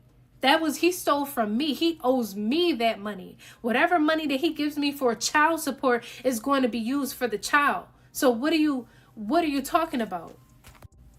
So then this bitch gonna talk about some, oh, well, did he use it for gambling? And of course he like, if he don't gotta show bank statements and all this stuff about like where he spent the money, of course he's gonna lie. So she's telling him like, well, the only way that he would have to pay you back is if he gambled the money away. And then she was like, did you gamble the money away? And then he was like, nope. And then she was like, yeah, so he doesn't owe you anything. And I'm like, yo, I'm really about to snap in here, because like I'm really trying to control myself and keep it together. But I'm just like, yo, like how are you, like, how do you get to be able to steal from me, not take care of your child, treat me so shitty the whole entire relationship? Like, when am I going to win from this situation? Like, when am I really going to, like, not get the one up or whatever, but like, when am I going to get justice for me constantly being like kicked in my ass like over and over again? Like, when? So now I'm like, y'all, like at this point, he just feel like he could just send me, even though the woman told him that he has to pay me $833 a month or whatever. When we went to child support, when we went to the divorce negotiation and shit, he still hasn't been paying me the money. He sends me whatever he feels like sending me. So now I feel like when we go to court, hopefully in May, when we go to our actual divorce hearing where we talk about child support, and hopefully they finalize the divorce or whatever, I'm just hoping that like I have like a judge who actually seeing that I'm taking care of my daughter full time. I don't get a break. On top of that, I'm paying for the daycare, the health insurance. I'm paying for her to eat. I'm paying for her clothes. I'm paying for literally everything. And he just decides like, oh yeah, even though they said that I owe her $833 a month, I'm gonna just give her this $250. Or if I feel generous, I'm gonna give her like $500. But like literally that's it. And you don't want to see your child. You don't want to spend time with her. Even when we went to the negotiation hearing and the woman was asking him like, when is he off and all of that stuff, he was trying to make up excuses like he don't have no time at all. When bitch, you work at the racetrack part-time. You don't even work 40 hours a week. You fucking work 4 days in a row and you get 3 days off consecutively. All I was asking is, can you spend time with your child on the 3 days that you have off consecutively every 2 weeks? That's all. That's only 6 days out of the month that you would be spending with your child. And you said no. All of that, you're doing all of that because you are just so desperate to try to hurt me. I really do not understand men who do that. Like, I really don't. I just don't get it, y'all. Because it's like, this is your child. Like, she is a part of you. She Like, you know, she has your DNA in her. And then on top of that, it's like you were raised by an ain't shit ass parent. And then you talked all of this shit about how bad you wanted to be a father just for you to, like, why would you want to make your child feel the same hurt in the same way that your dad made you feel? Like, y'all, this man used to be crying over his dad some days. Like, some days I would be out, y'all, running errands and, you know, handling my business and stuff. And then I would come back to the house and this man would be sitting in the room listening to British rap music, some sad British rap music. And then as soon as he see me, just burst into tears about his dad, how his dad don't love him and all this stuff. And then you, knowing how your dad made you feel, you want to try, like, you trying to potentially make your daughter feel the same way how you feel about your dad. That don't make, like, that really just, yo, all to hurt me though. That's like, I might be like, you know, having a smile on my face, but I really just don't get it. Like, I really don't understand it. Just really don't, y'all. People are sick. So hopefully, if there's anybody in the comments or anything that, like, has been through this type of situation before, and I just, like, hope that maybe you can leave me, like, a comment or something, like, to let me know. Sorry, I had to get myself together. But, like, I don't know, send me a comment or something, like, if you could reassure me that, like, I am going to get justice when we go to court. Like, things will, like, things have not been bad. Like, since leaving my ex-husband, y'all, my life has truly leveled up. Like, really, really leveled up to, like, the highest degree. Like, now I'm in school. I'm doing well in school. I'm trying to get my degree. Like, I have my own place now. We have a nice place. I have a new car. It's not having car troubles. I got a brand new car. Like, everything has been, I'm losing weight, like, but good weight. Like, everything has been so much better, so much more, like, positive ever since I left him. But it's just like, in the back of my mind, it just makes me sad because it's like, I'm the one that's putting in all the, you know, the hard work and the long hours and stuff to make sure that our daughter has a better, you know, life than the both of us. But you just get to just, you know, decide because we're not together no more, that you could just throw her away.